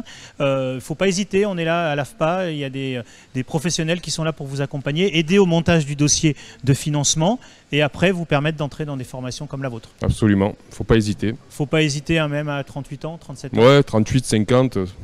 Ouais, pas de souci. Pas hésiter. Merci beaucoup en tout cas Merci pour à votre vous. témoignage, Stéphane. Donc l'entreprise Chevelu Plaisance, Ouais. hein, si on a besoin de faire... La raison est là. D'accord, voilà. Donc on a tout compris pour Chevelu Plaisance. Merci en tout cas Stéphane Merci. pour ce beau témoignage, pour créer une entreprise dans le domaine du nautisme. Et une experte nous rejoint justement dans ce secteur, c'est Julia Rivière, responsable de formation à l'AFPA. Bonjour Fabrice. Bonjour. Alors justement, ce pôle mer de l'AFPA, c'est quoi? Il y a la Pointe Rouge et il y a aussi beaucoup d'activités, beaucoup de formations qui sont proposées par l'AFPA autour du nautisme et de la mer. C'est ça, nous développons actuellement donc une offre de formation pour répondre aux besoins des secteurs liés à l'économie de la mer. Donc notre objectif est de proposer une gamme de formations complète, donc qui va à la fois sur l'industrie du nautisme et de la plaisance, comme on a pu voir à Pointe Rouge, mais qui s'étend aussi sur un secteur un peu différent, qui est le secteur du naval. Donc voilà, à la fois sur des métiers spécifiques, comme les appareilleurs par exemple, mais aussi sur la navalisation de métiers de l'industrie dit un peu plus classiques, donc comme on a pu voir tout à l'heure, par exemple les chaudronniers, les tuyauteurs ou encore les soudeurs. Ouais, il y a des métiers transverses qu'on dit. On a l'impression qu'au début, c'est pas un métier maritime ou un métier du nautisme, mais si, ça le devient. Exactement, en fait, c'est vrai que ça touche très large. Alors l'objectif pour nous, c'est justement d'apporter, en plus donc, du savoir-faire qu'on a habituel, tout ce qui est spécifique au métier du naval, donc dans l'environnement, dans la sécurité, d'être complémentaire. Par exemple, des métiers comme peintre, comme soudeur, ça c'est sûr, on vient de le dire, mais aussi des charpentiers bois, on peut intervenir dans le domaine maritime si on aime ça. Exactement, c'est très très varié puisqu'il y a de nombreux métiers et donc ça peut être à la fois, comme vous le dites, dans les métiers du bois, de menuisier, mais aussi dans l'électricité. C'est vrai qu'on retrouve tout ça sur les chantiers. Alors l'AFPA propose justement des possibilités sur mesure aussi pour les entreprises, pour les accompagner dans ce domaine-là. Oui, oui, bien sûr. Alors à la fois, comme on disait tout à l'heure, on a des financements plutôt publics, mais on peut répondre aux besoins vraiment spécifiques. Et notre objectif, c'est notamment de mettre en place des dispositifs innovants pour répondre aux besoins au plus près des besoins identifiés des entreprises. On a par exemple eu des contacts avec des grandes entreprises comme la Méridionale. On a des soudeurs ici qui sont partis travailler à la Méridionale. Oui, c'est ça, exactement. C'est vrai que voilà, même on proposait une formation de base soudure et ces compétences ont été repérées et utilisées dans des grosses structures, notamment la Méridionale. D'autres exemples ? Par exemple, on a aussi aujourd'hui des alternants dans la CGA, CGM, dans le milieu du transport, qui fait aussi partie aujourd'hui des métiers liés à ce secteur. Oui, avec Seva Logistique, avec leur filiale de la logistique, il y a des formations, c'est des formateurs AFPA, un formateur AFPA qui va intervenir pour les former. C'est ça aussi le principe. Voilà. Le formateur est ici dans un atelier, comme ici chez les chaudronniers, mais il peut également aller dans l'entreprise. Exactement. Là, on a vraiment une immersion et un programme qu'on construit en fonction des besoins ciblés des entreprises. Cet investissement de l'AFPA dans le pôle mer, ça répond en fait à une stratégie, on va dire nationale. Le président Emmanuel Macron a dit que le 20e siècle, non, 2020-2021 sera maritime pour la France. On est ici la première région maritime française et la France est le deuxième espace maritime mondial, avec donc de vraies opportunités d'emploi. Oui, il y a vraiment des réels enjeux aujourd'hui économiques et surtout pour un territoire comme le nôtre, donc en Provence-Alpes-Côte d'Azur, où on a un vrai bassin et un tissu économique lié à cette activité. Donc effectivement, on travaille vraiment à ce développement et pour répondre avec le soutien effectivement des acteurs publics locaux. D'accord. Alors, les prochaines étapes, par exemple, pour des demandeurs d'emploi qui nous regardent, qui souhaitent s'inscrire dans une formation, pour des salariés d'entreprise qui veulent se reconvertir, c'est quoi? Alors là, on va avoir donc des entrées prochainement sur le site de Pointe Rouge. On va avoir aussi, alors en octobre, le 12 octobre, on a une première rentrée sur le site de Pointe Rouge pour des mécaniciens. Nous aurons aussi un module navalisation des compétences à partir du mois de décembre. C'est quoi navalisation des compétences? Alors là, il s'agit d'une formation plus courte en durée, avec vraiment ciblée. On sera plutôt sur une formation de 450 heures pour acquérir des bases qui permettront ensuite de travailler notamment sur le secteur de la nautique et de la plaisance. Prochaines étapes encore après? Et après, voilà, nous développons une offre et nous espérons proposer en début 2021 des formations soudeurs, tuyauteurs et chaudronniers navals. D'accord, donc on vous invite à venir rejoindre l'AFPA, les professionnels de l'AFPA, l'équipe de Julia Rivière pour en savoir plus sur tous ces métiers, ces opportunités. Merci d'être venu. Merci. On rappelle l'adresse pour postuler à toutes ces formations qui ont été proposées, c'est recrutement.latreille@afpa.fr. Et c'est Thérèse Petit-Demange qui doit nous rejoindre. Thérèse qui ne doit pas être très loin, on va vite aller la chercher, donc qui va intervenir en direct pour nous expliquer que les dispositifs de l'AFPA en fait s'adressent vraiment à des publics complètement différents. Ça va des demandeurs d'emploi aux salariés d'entreprise. Il y a des opportunités très importantes pour plein de dispositifs avec des professionnels qui accueillent ici au quotidien lors de job dating, lors de réunions d'information qu'on appelle déclic formation, lors d'autres rendez-vous qui vous sont proposés dans la presse. Thérèse, merci de nous rejoindre. Bonjour. Donc, du pôle recrutement de l'AFPA, Thérèse Petit-Demange. Les publics accueillis à l'AFPA, on vient de le dire, ils sont divers et variés. On accueille tout le monde et on conseille tout le monde. Oui, il n'y a pas de différenciation. On accueille salariés, demandeurs d'emploi, jeunes, moins jeunes. Voilà, donc on accueille tout public et mon équipe et moi, on est au service de toute personne qui souhaite avoir des renseignements. Voilà. Le parcours, par exemple, d'un demandeur d'emploi, ça se passe comment? Quelqu'un qui est un peu en déshérence depuis quelques mois, qui va voir son conseiller, qui a un petit peu de mal, d'un seul coup, il voit que quelque chose l'intéresse à l'AFPA, qu'est-ce qu'il fait? Alors, il a plusieurs possibilités. Donc, on accueille régulièrement des candidats potentiels. Pour nous, ce sont des candidats. Et on voit avec eux c'est quoi leur projet. On peut travailler le projet dans des dispositifs aussi d'accompagnement qui sont mis aussi en place à l'AFPA depuis quelques temps. Donc là, avec des différentes étapes où ils peuvent découvrir les métiers en immersion, aller dans les entreprises, venir sur nos plateaux techniques et ainsi formuler et construire leur projet de formation et leur nouveau projet de vie. Voilà. D'accord, donc c'est bien ici, on vient directement à l'AFPA et on écoute les conseillers et on pose toutes les questions qu'on veut aux conseillers. Voilà. Et il y a des possibilités de faire financer ces formations pour tous les statuts qu'on peut avoir, demandeurs d'emploi ou salariés? Alors aujourd'hui, on a des financeurs publics donc, qui nous proposent une offre de formation très en lien avec les besoins du territoire et les besoins d'emploi. On a aussi des formations pour lesquelles on est je dirais en ouverture nationale parce que voilà, on a quelques formations où on est, je dirais, les seuls à le faire. Voilà, dans le traitement des eaux par exemple, oui. Formation très liée à l'environnement. Et après, voilà, donc après on a aussi des financements possibles dans le cadre de l'entreprise ou dans le cadre du nouveau concept, donc le compte personnel de formation, pardon. Oui, on conseille les demandeurs d'emploi, mais on conseille aussi les entreprises pour les accompagner dans leur plan de financement des formations. Tout à fait. Ouais. Voilà. C'est quelque chose qui est important. Quelques mots aussi sur des nouveaux dispositifs qui ont été mis en place dernièrement par la loi sur la formation professionnelle. Il y a le projet de transition professionnelle. C'est quoi alors? Alors, pendant des années, on a entendu parler du congé individuel de formation. Donc le CIF, le CIF, donc c'est qui n'existe plus. Qui n'existe plus depuis le 1er janvier 2019. Et donc ça s'est remplacé par le parcours de transition professionnelle. Et donc là, ça permet à tout salarié, d'accord, de pouvoir envisager une reconversion. Et il y a le CPF aussi. On a un compte sur son compte formation. Si on ne l'a pas encore ouvert sur Internet, on vous conseille d'aller l'ouvrir. Il faut votre numéro de sécurité sociale et c'est tout. Et vous l'ouvrez, c'est ça? Tout à fait. Et depuis le 1er janvier 2019, ce n'est plus des heures, ce sont des euros. D'accord. Des euros que vous ne pouvez pas récupérer pour vous pour partir en vacances. Hein. C'est des euros pour faire des formations. Voilà. Et c'est la philosophie de la loi sur la formation professionnelle de 2019. C'est la personne est acteur de son parcours de formation. Et donc ce pécule, qui se capitalise sur 5 ans, voilà, peut lui permettre à la personne de choisir et de vouloir faire une formation. Voilà. D'accord, un compte CPF, là aussi pareil, si on vient à l'AFPA, on va vous aider à ouvrir votre compte Bien si vous ne l'avez sûr. pas encore fait. Voilà. Et puis on va vous dire avec tant d'euros, vous pouvez suivre telle et telle formation. Voilà, exactement. On va là aussi être en conseil par rapport à ça. En sachant que le cadre de loi nous contraint à avoir une certification à la fin de la formation. Voilà, et avec un principe aussi maintenant, Pôle emploi abonde, c'est-à-dire rajoute des euros si vous n'avez pas assez d'euros sur votre cagnotte CPF. Tout à fait, il y a une possibilité, donc en fonction du choix de la formation et de la longueur de la formation et du montant sur le compte disponible, Pôle emploi peut abonder, donc sur des montants un peu variables en fonction des territoires et des situations. Mais je sais que par exemple sur Marseille, on peut aller jusqu'à 6 000 euros quand on n'est pas qualifié au niveau du bac et 3 000 euros quand on est sur des formations bac plus 2. C'est très précis, merci. Un dernier point, on accueille du public. Alors, il y a la crise sanitaire en ce moment, on le voit, on est séparés par une vitre, hein, c'est pour ça qu'on n'a pas de masque, mais on fait très attention à respecter tous les protocoles sanitaires à l'AFPA. Hein, on rappelle, les stagiaires et les formateurs et les personnels de l'AFPA ont tous un masque en atelier. Nous, on est vraiment une exception là, derrière notre vitre.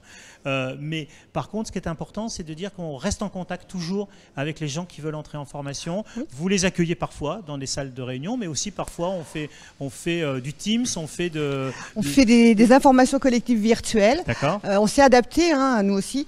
L'idée étant de respecter, comme vous dites, les conditions liées à la crise sanitaire. On reçoit du public, mais dans des grandes salles et je dirais sur un nombre restreint. Et on fait des entretiens en Teams, en Skype, voilà. Et on a plutôt un beau retour de ces expériences-là et de cette situation-là. Donc, il ne faut pas hésiter à contacter l'AFPA si on veut rentrer dans un des métiers enseignés ici. C'est gratuit, évidemment, quand on vient voir l'AFPA. On ne vous fait pas payer à la sortie un entretien de 10 minutes ou d'une heure. On prend du temps, on regarde avec vous ce que vous pouvez faire, quels sont vos droits financiers notamment pour entrer en formation. Merci Thérèse Petit-Demange, qui reste avec nous d'ailleurs, hein, si vous posez vos questions sur la plateforme Webikeo. Thérèse est là aussi avec Josiane Ricci pour répondre à vos questions en direct sur cette plateforme. Ou alors, les questions me sont transmises ici. Il n'y en a pas encore pour l'instant. Mais tout au long de la journée, vous pouvez évidemment poser des questions. C'est la fin de notre deuxième webinar en direct dans le cadre de cette journée porte ouverte digitale, hein, la JPO 2.0 de l'AFPA, toujours en direct du centre AFPA de la Treille à Marseille. On fait une petite pause de quelques instants et après on va se retrouver avec des invités pour parler logistique et commerce, des formations sur mesure pour les entreprises et leurs salariés. On commencera notamment avec des recrutements chez Brico Dépôt, pas moins de 75 recrutements dans la région. C'est important. À tout de suite après cette petite pause.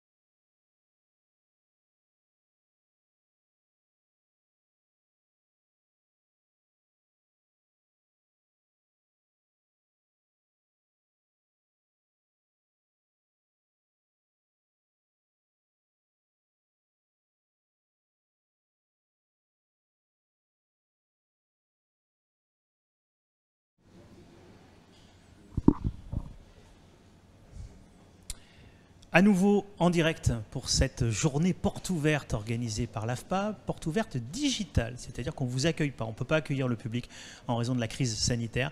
Par contre, on vous accueille ici dans nos espaces, on est en direct et on répond à vos questions en direct aussi sur Webikeo. Donc c'est une plateforme. Si vous êtes avec nous en direct sur Facebook, rejoignez-nous sur Webikeo pour pouvoir poser vos questions. C'est important. On respecte les consignes sanitaires par rapport à la crise du Covid. On a des vitres entre nous. C'est pour ça qu'on n'a pas de masque, mais on y fait très attention. À l'AFPA, on porte le masque et faites aussi, vous, attention à vous. On rappelle que l'AFPA propose des formations dans toute la région Provence-Alpes-Côte d'Azur et du travail avec les entreprises en direct et participe avec les entreprises à des recrutements. Premier invité de ce troisième espace d'expression dans cette journée porte ouverte. Avec vous, Michael Selem, merci d'être avec nous. Donc chargé de recrutement pour la région Sud, pour les magasins Brico Dépôt.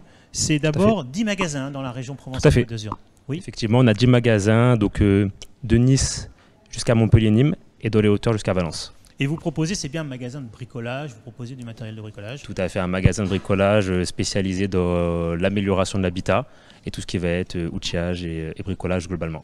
Et avec l'AFPA, vous recrutez 74 nouveaux collaborateurs. Tout à fait, 74 collaborateurs donc répartis sur les 10 magasins de la région Sud-Est, avec environ sur Marseille 10 collaborateurs qu'on va intégrer en alternance et 5 sur le magasin de Martigues.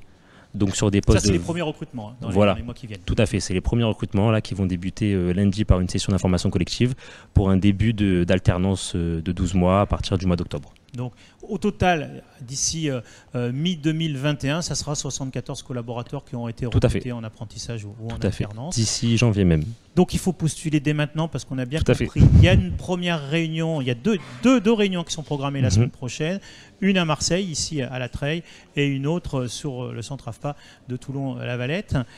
Donc dans les 10 magasins, vous recrutez en apprentissage et le but, c'est d'obtenir au bout d'un an un titre professionnel de vendeur conseil en magasin. C'est un titre du ministère du Travail. Exactement, c'est un titre qui a une équivalence Bac Pro qui va permettre à la fois aux alternants de poursuivre sur de l'opérationnel et soit rester chez nous, soit partir dans une autre enseigne sur un poste de vendeur qualifié. Et également, ce qui va permettre aux alternants de poursuivre leurs études vers des BTS ou des autres formations pour aller plus loin dans leurs études et même faire des licences pro ou des masters. Dans le cadre de cette formation, il y a aussi le passage de CACES, c'est CACES 1, 3 et 5. C'est quoi? Exactement, on a réussi. Exactement, tout à fait. On a réussi à intégrer avec l'AFPA, en partenariat avec l'AFPA, de passer les CACES 1, 3, 5, donc avec la nouvelle réglementation en vigueur, qui va permettre d'utiliser l'ensemble des engins nécessaires à la réalisation des tâches à Brico Dépôt pour un vendeur. Alors, c'est quoi l'articulation entre la partie formation qui est assurée dans les villages AFPA, que ce soit Marseille, Toulon, on aura même à Gap et Avignon? C'est quoi cette articulation entre l'AFPA et vous à Brico Dépôt? Qu'est-ce qu'on apprend chez les uns et chez les autres? Globalement, à l'AFPA, donc sur une formation qui va être d'un rythme de 1 semaine à l'AFPA, 3 semaines à Brico Dépôt. À l'AFPA, on va apprendre les règles de base du métier de vendeur, donc par le biais de plusieurs modules, notamment sur le module de la relation client. Et lorsque l'alternant sera 3 semaines en entreprise, il va pouvoir mettre en œuvre ce qu'il a appris à l'AFPA, notamment par le biais de mise en situation réelle et sur le contexte de vente. Donc, principe de l'apprentissage, on le rappelle, c'est-à-dire qu'on est motivé, c'est plutôt la première qualité que vous allez rechercher. Exactement. On n'y connaît rien particulièrement dans le métier, on a juste une appétence importante et on apprend à l'AFPA et après on continue à apprendre dans l'entreprise. Exactement, voilà. Les connaissances en bricolage sont un plus apprécié. Mais c'est vrai que dès lors que la motivation est présente et que le candidat et le futur alternant est un petit peu curieux, il va pouvoir se renseigner et dès lors qu'il est motivé, il va pouvoir apprendre beaucoup plus rapidement avec nous. Ça veut dire que quand on va dans un magasin Brico Dépôt, concerne bien la mission des personnes qui vont être recrutées avec l'AFPA, c'est ceux qui vont nous conseiller pour le choix d'une perceuse, on va arriver avec une ampoule qui est cassée, on va dire je veux la changer, elle est où dans les rayons et tout ça. Tout à fait, voilà. Après il y a également toute une partie sur la mise en rayon qui est importante et sur la gestion de tout le rayon auquel sera affecté l'alternant, donc sur la gestion notamment du facing et de remplir les rayons et de veiller à la lisibilité des prix et garantir les stocks. C'est une partie un peu commerciale, on va dire, un peu marketing même? Voilà, tout à fait, une partie commerciale, mais aussi sur une partie vraiment opérationnelle, sur la mise en rayon opérationnelle. Donc, on rappelle, vous recrutez un Brico Dépôt avec l'AFPA, 74 nouveaux collaborateurs en apprentissage ou en alternance. C'est dès maintenant, il faut postuler dès maintenant. Il y a des réunions d'information collective qui sont proposées un petit peu partout dans la région. Exactement. On a une adresse, alors c'est une adresse personnelle, c'est didier.paya@afpa.fr.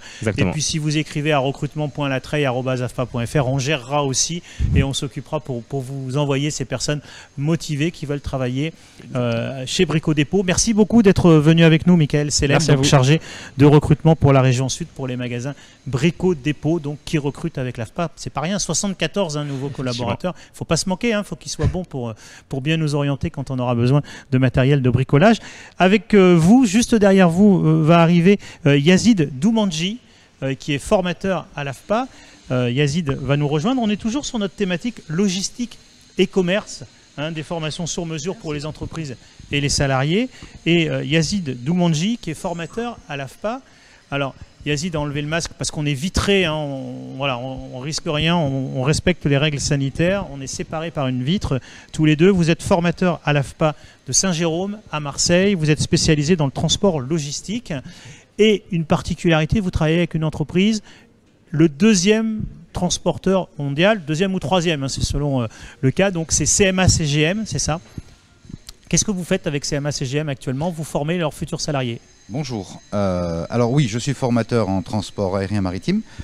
Pour répondre à votre question, avec la CMA-CGM, nous avons mis en place une formation en alternance pour des personnes que la CMA-CGM est en passe de recruter. Donc il s'agit de personnes qui ont des bac plus 5, qui sortent de grandes écoles de commerce, et qui ont pour ambition d'intégrer la CMA-CGM. Donc la CMA-CGM ayant acheté un des plus grands commissionnaires de transport, à savoir Seva Logistique, a besoin de former son personnel à tout ce qui est logistique et pas seulement maritime, c'est pas seulement le transport maritime, d'où cette collaboration avec la CMA-CGM sur une année. C'est un des axes forts de l'AFPA, c'est être en capacité de travailler avec tout type d'entreprise. On l'avait avec Brico Dépôt, on le voit aussi avec CMA-CGM, donc troisième armateur mondial et sa filiale Seva Logistique, basée à Marseille. Nos professionnels de l'AFPA, vous en l'occurrence, vous intervenez au sein de l'entreprise. Tout à fait. La formation avec la CMA-CGM a commencé ce lundi qui est passé. Donc ça va, comme je vous l'ai dit, c'est une formation en alternance sur une année. Et il y aura une semaine bloquée par mois. Sur site de la CMA-CGM, à la tour de la CMA-CGM. Voilà, donc sur cette semaine-là, j'interviendrai sur le groupe 3-4 jours sur une semaine, par mois. Et l'AFPA qui est très en pointe aussi sur les formations logistiques, on l'a vu tout à l'heure avec Brico Dépôt, on forme au CACES. Oui, à Avignon. Oui. Tout à fait. Donc on forme au CACES, on forme à l'entrepôt aussi, la gestion d'entrepôt, etc., etc. À Avignon.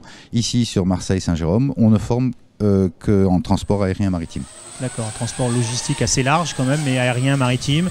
C'est-à-dire, c'est ceux qui vont récupérer des containers sur les grands bateaux qu'on voit dans le port de Marseille pour les mettre sur des trains, pour les mettre sur des camions. Alors c'est ça, globalement pour que les gens comprennent, dans le monde il y a des exportateurs et des importateurs qui font appel à des transitaires, les personnes que je forme, et qui sont des opérateurs de transport qui vont prendre en charge la marchandise de leurs clients, qu'ils soient exportateurs ou importateurs, et qui vont la mener à destination, la destination demandée, requise, soit en maritime, soit en aérien, selon les particularités de la marchandise, les spécificités, la zone géographique. J'aurais dû commencer par dire que nous, la formation OTAM, aujourd'hui qui s'appelle OTAM, opérateur de transport aérien et maritime de marchandises, il s'agit de marchandises. Nous ne gérons pas le transport de personnes. Voilà, on n'est pas là-dessus. Oui. Donc, qui dit export ou import parle de déplacement, bien sûr, parle de préacheminement, parce qu'avant le bateau ou l'avion, il faut bien que la marchandise arrive à l'aéroport ou au port. Donc, il y a du travail avec les transporteurs routiers ou terrestres, ferroviaires ou autres. C'est à l'ordre du jour, transport ferroviaire en France. Et puis, bien sûr, qui parle d'import ou d'export, enfin bref, de transport à l'étranger, à l'international, va nécessairement impliquer du travail aussi sur les processus douaniers. Quand on exporte et quand on importe, eh bien, évidemment, il y a la douane qui entre en jeu. Donc, quelles sont les procédures douanières à l'export, quelles sont les procédures douanières à l'import, comment on fait une déclaration en douane, etc., etc. Donc c'est tous ces points-là que vous leur enseignez, hein. C'est ça un peu l'articulation entre le formateur AFPA et les salariés de CMA-CGM et l'entreprise CMA-CGM? Tout à fait. Les formateurs AFPA sont des formateurs professionnels, donc nous sommes tous des gens qui avons œuvré dans ces métiers-là. J'ai été transitaire, j'ai été commissionnaire de transport chez plusieurs transitaires dans le passé, et donc j'apprends aux personnes, aux stagiaires, le métier. Alors bon, quand il s'agit de manuel, ce sera apprendre le geste. Nous, on va leur apprendre les particularités, les spécificités de ce métier. Donc, un recrutement actuellement a eu lieu pour Seva Logistique, qui est la filiale de CMA-CGM. Oui, d'autres collaborations sont prévues au sein du campus de formation de CMA-CGM.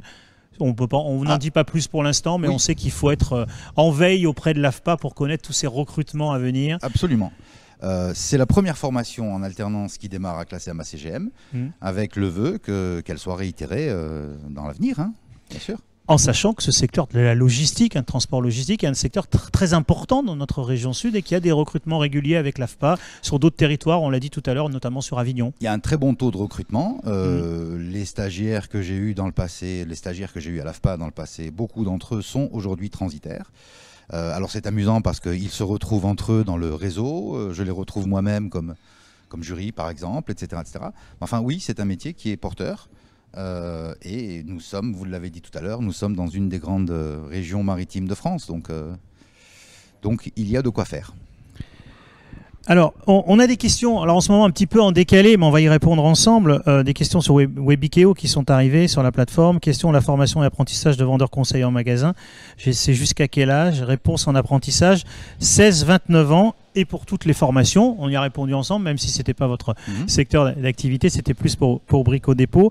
Mais continuez à poser vos questions, on vous répond en direct quand on peut, et en tout cas on vous répond en ligne, ça c'est sûr, puisque les spécialistes sont derrière la vitre, pour tout vous expliquer ici. Il y a une salle avec 2 spécialistes qui vous répondent en temps réel. Merci d'être venu, de nous avoir présenté ce partenariat et ces opportunités régulièrement que propose l'AFPA avec des grandes, petites, moyennes entreprises de se former en apprentissage alternant sous d'autres dispositifs. Ces dispositifs qu'on va voir maintenant avec Jean-Charles Blanc, qui est directeur territorial de Pôle emploi pour les Bouches-du-Rhône, que je remercie d'être venu participer à cette journée porte ouverte de l'AFPA. Merci, bonjour Jean-Charles Blanc. Merci d'être venu ici dans cet espace de chaudronnier que vous découvrez peut-être dans cet espace chaudronnier de l'AFPA. Non, j'étais déjà venu et c'est un très bel outil et vous le savez, l'AFPA, vous êtes un peu nos cousins germains. Du service public de l'emploi, c'est ça? Oui, moi j'y crois toujours. Voilà, on y travaille ensemble.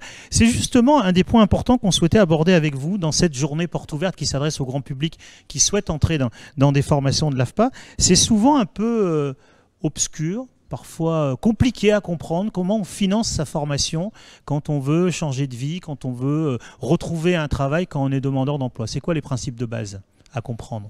Le principe de base, c'est d'abord nous rencontrer.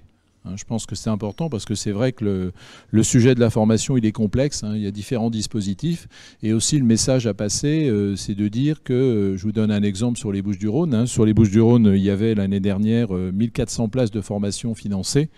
Aujourd'hui, on en a presque 11 000. Donc, vous voyez, ça a décuplé. Donc, par rapport à l'offre de formation, on est particulièrement bien orienté. Donc, il y a beaucoup de dispositifs, c'est vrai. Il y a beaucoup d'aides qui peuvent effectivement permettre aux demandeurs d'emploi de bénéficier de ces formations. Donc, un seul message, venez rencontrer une de mes équipes. Voilà, venez rencontrer votre conseiller Pôle emploi, que ça soit d'ailleurs en visu comme nous, mais ça peut se faire aussi par ordinateur maintenant. Ça peut se faire par Skype, bien sûr, ça peut se faire en téléphone et ça peut se faire en physique, bien évidemment. Alors, vous financez 11 000 formations pour cette année. C'est dans le cadre du plan d'investissement pour les compétences et aussi d'autres dispositifs qui viennent d'être développés par l'État. Comment on fait pour saisir toutes ces opportunités? Qu'est-ce qu'il faut faire? Est-ce qu'il faut d'abord être à l'écoute du journal télé tous les soirs pour savoir ce qu'il y a à disposition? Ou qu'est-ce que vous conseillez en priorité? D'abord, je ne conseille pas l'effet catalogue. C'est-à-dire qu'une formation, elle doit correspondre à un projet professionnel. Et ce projet professionnel, on essaie de l'orienter par rapport aux besoins des entreprises. C'est-à-dire que la très très grande majorité des formations ont été validées par les filières professionnelles. ça que c'est important, c'est-à-dire c'est pas l'esprit fécond de Pôle emploi qui a décidé du jour au lendemain d'ouvrir telle ou telle formation professionnelle. Hein, il s'agit d'une concertation qu'on a menée avec les branches professionnelles pour déterminer les métiers de demain. Donc projet professionnel et j'allais dire concomitance avec les besoins du monde économique. Ça c'est important. Alors justement, c'est quoi les besoins du monde économique actuellement? Si quelqu'un nous regarde, il est demandeur d'emploi, il ne sait pas vers quel secteur se tourner, qu'est-ce que vous lui conseillez de faire? Alors bon, il y a évidemment les besoins que tout le monde connaît qui sont liés à la logistique, qui sont liés au numérique, qui sont liés aussi, alors ponctuellement il y a un petit peu un ralentissement, mais on sait que tout ce qui est les métiers de la bouche sont des métiers recherchés, les métiers de l'artisanat, l'industrie qui continue à recruter, sauf l'avionique, hein, on sait que aujourd'hui, bien sûr, cette filière aéronautique a des difficultés, mais l'industrie continue à rechercher des personnels qualifiés. Et puis, il y a un certain nombre de métiers qui sont, entre guillemets, des niches, qui ne représentent pas des volumes très, très importants, mais pour lesquels nous pouvons faire des besoins, répondre à des besoins individuels.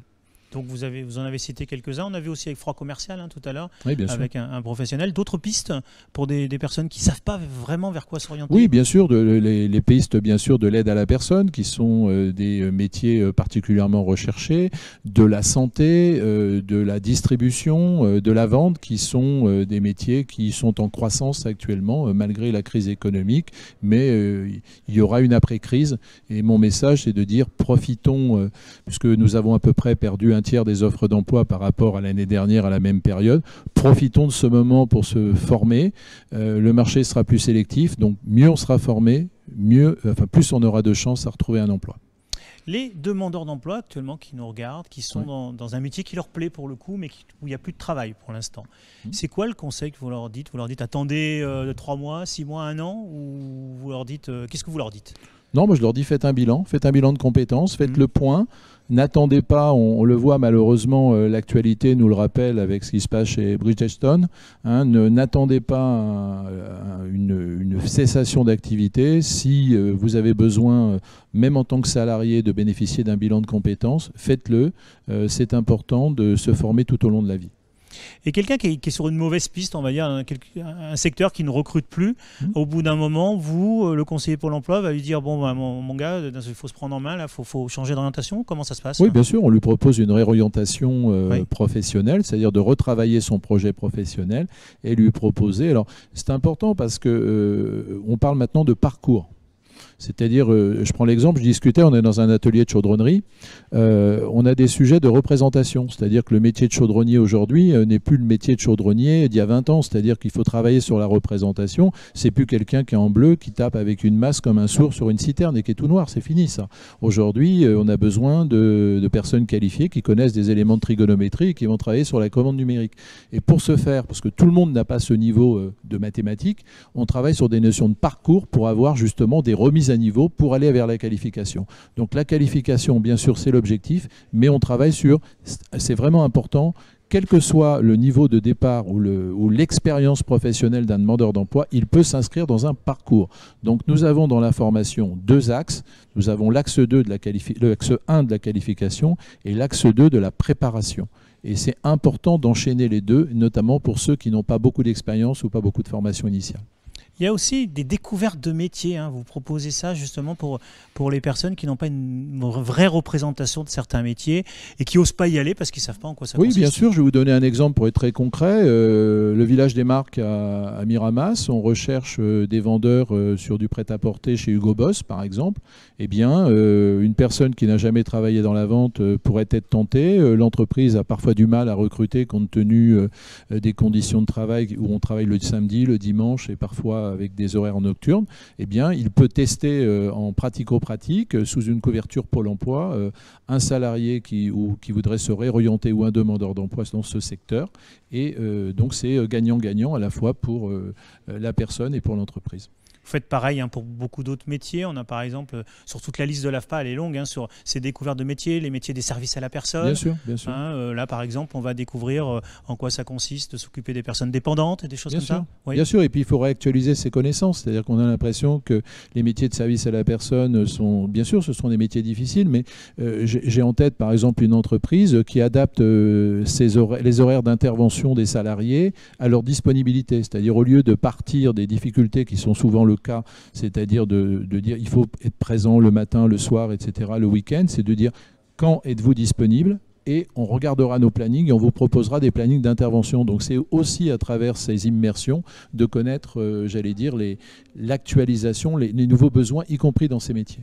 On l'a vu avec Brico Dépôt qui recrute 74 nouveaux collaborateurs avec l'AFPA. On peut aussi conseiller à des femmes d'aller dans ces métiers parce que ces métiers ont beaucoup changé. Et dans ces découvertes de métiers, on découvre par exemple le sac de ciment, il n'est plus à 50 kg, il est à 10 ou 15 kg. C'est des moments comme ça importants pour vous? Bien sûr, bien sûr. Et notamment, il y a aussi une stagiaire en chaudronnerie, donc qui est une femme, et je pense qu'elle n'aura aucune difficulté à retrouver un emploi sur ce métier en tension. Et ça apporte une diversité et une richesse dans l'entreprise. Donc on promeut absolument, et on y est très attentif à avoir, y compris sur des métiers où spontanément, y compris dans le système scolaire initial, donc les jeunes filles ou les femmes ne s'orientent pas à ce qu'effectivement ils connaissent ces métiers. Et puis la féminisation de certains métiers, c'est vraiment du plus pour les entreprises. Bien sûr, bien sûr, bien sûr, ça, bien sûr. Parlez-nous de toutes ces nouvelles possibilités qui sont offertes. Ça a été multiplié par 100, les possibilités de financer des formations dans la région. Les possibilités, notamment dans le cadre du plan de France Relance et du plan d'investissement dans les compétences. C'est quoi le plus maintenant qu'on a dans notre région grâce à ces plans mis en place par le gouvernement ? Alors, le plus, c'est que désormais, il n'y a pas de stagiaires qui ne pourront pas bénéficier d'un financement, d'une indemnisation pendant la formation. C'est-à-dire que précédemment, si un demandeur d'emploi avait des droits ouverts à Pôle emploi, il pouvait effectivement percevoir une indemnité durant sa formation. Il y avait, y compris durant la formation, des ruptures, ce qui fait qu'un certain nombre de stagiaires ne continuaient pas parce que soit ils n'avaient pas l'indemnisation, soit ils n'avaient pas les aides nécessaires à cela. Donc aujourd'hui, notamment dans le plan de relance, il y a, y compris pour ceux qui n'auraient jamais travaillé, qui n'auraient pas de droit à indemnisation, il y a une possibilité de percevoir un minimum de rémunération. Alors le minimum de rémunération va de 400 € à 652 € avec des aides, c'est-à-dire des aides au logement, 30 € par nuitée, des aides au repas, 6 € et puis à la fois une indemnité kilométrique s'il y a une distance nécessaire à parcourir, et ça jusqu'à concurrence d'un forfait qui peut atteindre jusqu'à 5 000 € annuels. Donc c'est pas neutre, donc il y a une volonté de dire que la formation doit bénéficier à tout à chacun en assurant un minimum de rémunération et d'aide au logement, à la prise en charge des repas, voire à la garde d'enfants, puisque vous parliez de féminisation. Donc on a possibilité aussi de prendre en charge les frais de nourrice, de crèche, etc. Donc c'est pour éviter des ruptures, des situations dramatiques, quelqu'un qui voulait absolument rester en formation, qui a des enfants qui sont à l'école et qui est tout seul par exemple dans un foyer. C'est à la fois pour éviter des ruptures et puis à la fois on entend souvent non, je ne peux pas faire une formation parce que j'ai besoin de travailler immédiatement, parce que j'ai besoin d'argent. Voilà, c'est aussi répondre à cette problématique très concrète mais réelle. Et Pôle emploi, dans ces nouvelles mesures, investit davantage, appuie davantage, on pense à l'alternance, on pense à l'apprentissage. Oui, bien sûr, l'apprentissage est une voie qui a souvent été délaissée. On parlait de représentation. C'est vrai que, entre guillemets, tu n'es pas doué à l'école, tu feras de l'apprentissage, ce qui est complètement ridicule quand on voit l'exemple allemand et qu'on peut être ingénieur, et c'est le cas aussi en France, en faisant de l'apprentissage.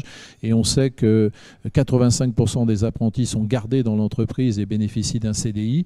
Aujourd'hui, les entreprises sont incitées, puisqu'on a des aides qui sont particulièrement... en gros, recruter un apprenti, ça ne coûte rien pour une entreprise. Donc, ça marche bien, ça redécolle. Je pense que l'idée de faire un apprentissage fait son chemin chez les parents, chez les demandeurs d'emploi, chez les salariés aussi, qui peuvent se réorienter, y compris sur l'apprentissage. Moi, je vois par exemple des exemples de personnes qui ont fait des études, qui ont des bac plus 3, bac plus 4, puis finalement se posent la question même de se réorienter sur des apprentissages, sur l'intelligence de la main, en artisanat, et c'est très bien. Ça, c'est par exemple le conseiller Pôle emploi qui est un demandeur d'emploi face à lui, dans un métier qui recrute plus sur le moment. Il peut l'inciter à aller en apprentissage. Il voit Brico Dépôt qui recrute 74 nouveaux collaborateurs. Il va l'orienter, dire allez vite à l'AFPA, il y a un recrutement actuellement.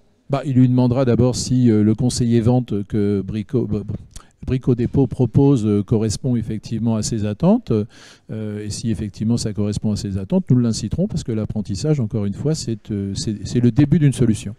Alors on parlait tout à l'heure du CPF, quelques mots sur l'application de Pôle emploi maintenant dans le CPF, c'est le compte personnel de formation. On incite les gens à aller ouvrir leur compte sur mon compte formation, aller voir qu'est-ce qu'ils ont comme cagnotte en euros. Donc ça, on peut suivre des formations, certaines formations qui aboutissent à une certification. Mais Pôle emploi maintenant s'implique vraiment et aide les demandeurs d'emploi avec leur cagnotte CPF. Il abonde, il apporte des euros supplémentaires pour leur permettre de suivre des formations. Oui, bien sûr, parce que parfois le CPF est insuffisamment alimenté. Donc on a la possibilité, effectivement, soit de le compléter dans la mesure de la situation personnelle du demandeur d'emploi, mais c'est une possibilité qui existe évidemment. Le CPF n'est pas limitatif à faire la formation. L'idée, c'est que les personnes se qualifient. D'accord. Donc encore, on reprend un autre demandeur d'emploi qui est face à son conseiller. On n'a pas de formation directement disponible pour les demandeurs d'emploi. Là, vous allez dire, ah bah oui, avec votre compte CPF, pour le coup, vous pouvez rentrer dans une formation AFPA. Alors, oui, bien sûr. Oui, bien sûr. Et on dit aussi que parfois, il y a des formations qui ne sont pas disponibles immédiatement, parce que soit elles ne sont pas présentes dans le catalogue, soit il n'y a pas une session AFPA, par exemple, qui s'ouvre dans l'année, ça existe. Eh bien, à ce moment-là, on peut travailler sur ce qu'on appelle les actions individuelles de formation. Et particulièrement en priorité pour les infra-cadres, c'est-à-dire pour ceux qui n'ont pas le bac. Pour ceux qui n'ont pas de qualification, il y a les adultes, mais il y a aussi les jeunes maintenant. Oui. Racontez-nous en ce moment tout ce plan qui est mis en place pour faciliter l'accès à l'emploi de jeunes qui ont parfois mal vécu cette crise sanitaire ou parfois qui sont un peu en déshérence, qui ont abandonné leurs études. D'abord, on a un effet nombre, puisque vous savez qu'on attend 700 000 sortants du système scolaire qui vont abonder les listes de Pôle emploi. Donc l'idée, c'est pas de jeunes sans solution. Donc en partenariat avec les missions locales, qu'est-ce qu'on leur propose? On leur propose d'abord soit un accompagnement mission locale, soit un accompagnement pour l'emploi. Soit on leur propose évidemment l'alternance, on en a parlé, c'est vraiment une piste que l'on privilégie. Soit et on leur propose des formations. Et donc pour la région, par exemple, le plan de relance va injecter 60 millions d'euros que la région va piloter avec nous, pour justement proposer de nouvelles formations pour ces jeunes. Donc c'est encore plus de formations, notamment du fait de l'arrivée de ces jeunes sur le marché du travail. Voilà, leur dire qu'ils n'ont peut-être pas trouvé leur voie avec l'éducation nationale, ils ont quelques semaines, quelques mois où ils font plus grand-chose, on va leur proposer des solutions concrètes. Il n'y a pas de... L'idée, c'est qu'il n'y ait plus de jeunes dans les fichiers des missions locales ou des pôles emploi, en leur proposant soit des solutions en alternance, soit des contrats aidés aussi, puisqu'il y a donc un abondement aussi des enveloppes des contrats aidés. Mais contrats aidés, nouvelle formule, c'est-à-dire qui intègrent des dispositifs formation à l'intérieur de ces contrats aidés, ce qui n'était pas le cas dans les contrats aidés anciennes formules, plus aussi des dispositifs incitatifs aux entreprises, puisque vous savez que les entreprises peuvent être aidées financièrement à recruter des jeunes. Donc s'ils le font rapidement, ils peuvent percevoir 4 000 euros tout de suite. Ils peuvent aussi recruter sur d'autres contrats particuliers qui leur permettent à ce que le coût du travail soit moins cher. On sait qu'il y a des opportunités par moment. Il y a la Coupe du Monde de rugby qui va démarrer dans 2 ans. Il y a un train de la Coupe du Monde de rugby qui tourne dans toute la France, à la fois pour vendre des places, puis pour parler des futurs matchs, mais aussi qui crée de l'emploi. Il y a des emplois qui sont proposés, notamment en apprentissage et en alternance. Quelques mots sur ce dispositif mis en place. Il y a Pôle emploi, il y a l'AFPA aussi qui est impliqué dans ce dispositif. Oui, bien sûr, c'est-à-dire que le mot important, c'est l'anticipation. C'est-à-dire que on sait, vous parlez de la Coupe du Monde du rugby, je peux aussi vous parler, si aujourd'hui ça semble l'hypothèse retenue que les Jeux Olympiques se feront, si les Jeux Olympiques se font, Marseille par exemple aura la voile.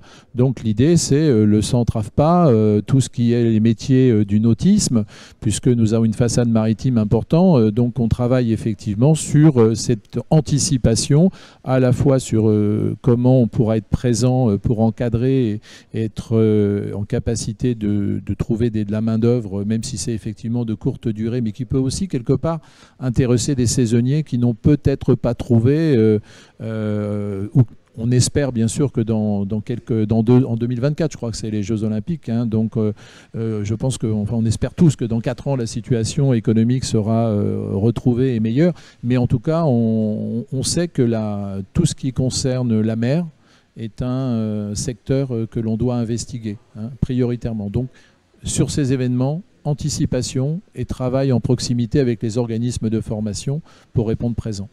On l'a vu tout à l'heure, il y avait un des webinaires qui était consacré au métier de la mer, avec de nombreuses formations qui sont proposées à l'AFPA, que ce soit à la Pointe-Rouge, mais aussi ces formations transverses. Quand on est peintre, quand on est électricien, on peut travailler sur des bateaux et on peut tout à fait s'adapter à ces métiers. Des derniers petits conseils sur les dispositifs qui sont aussi là pour aider les demandeurs d'emploi et les salariés d'entreprise. La VAE, validation d'acquis des expériences, c'est un bon dispositif que vous conseillez aussi, vous orientez aussi vers cette démarche? Alors on l'oriente, il est complexe, hein. Je ne peux pas nier qu'il y a une certaine complexité. Bon, pour autant, ça permet de valider une expérience par un diplôme. On sait que parfois, y compris si on veut rejoindre, vous savez qu'il y a une vraie réflexion dans la fonction publique, notamment sur des emplois qui peuvent être des emplois de courte durée ou des emplois en mission, et que la notion de diplôme est importante. Donc par rapport à cela, effectivement, la validation d'acquis par un diplôme permet d'obtenir ces missions qui ne seraient pas possibles si la personne n'avait que de l'expérience à proposer. Donc ça, c'est important. C'est complexe, c'est vrai que c'est un dossier administratif assez lourd à monter, à porter. On le fait pour les contrats aidés, par exemple, et avec l'AFPA. Donc avec l'AFPA, on travaille sur ce qu'on appelle les VAE-PEC, hein, ça marche pas trop mal, mais il faudrait qu'on regarde un peu peut-être la lourdeur administrative. Mais c'est quelque chose que l'on a en tête, mais en tout cas, on incite à le faire, notamment pour ceux qui ont une expérience et pas de diplôme. Voilà, donc la VAE, validation des acquis de l'expérience. Avec l'AFPA, ça ne coûte rien aux demandeurs d'emploi, hein, quand il le fait. Non, du tout. Et il y a un vrai coaching en fait derrière, hein. Les conseillers de l'AFPA sont là, ils vous accueillent une première fois et ils vous accueillent à chaque fois que vous en avez besoin pour monter et ficeler votre dossier. Voilà, ça c'est important parce que le dossier est complexe et c'est vrai qu'on a vraiment besoin du soutien des collègues de l'AFPA pour aider les personnes qui sont notamment sous contrat CAE à faire un dossier complet, parce qu'on sait que ça peut aussi rejeter un dossier et ça serait dommage.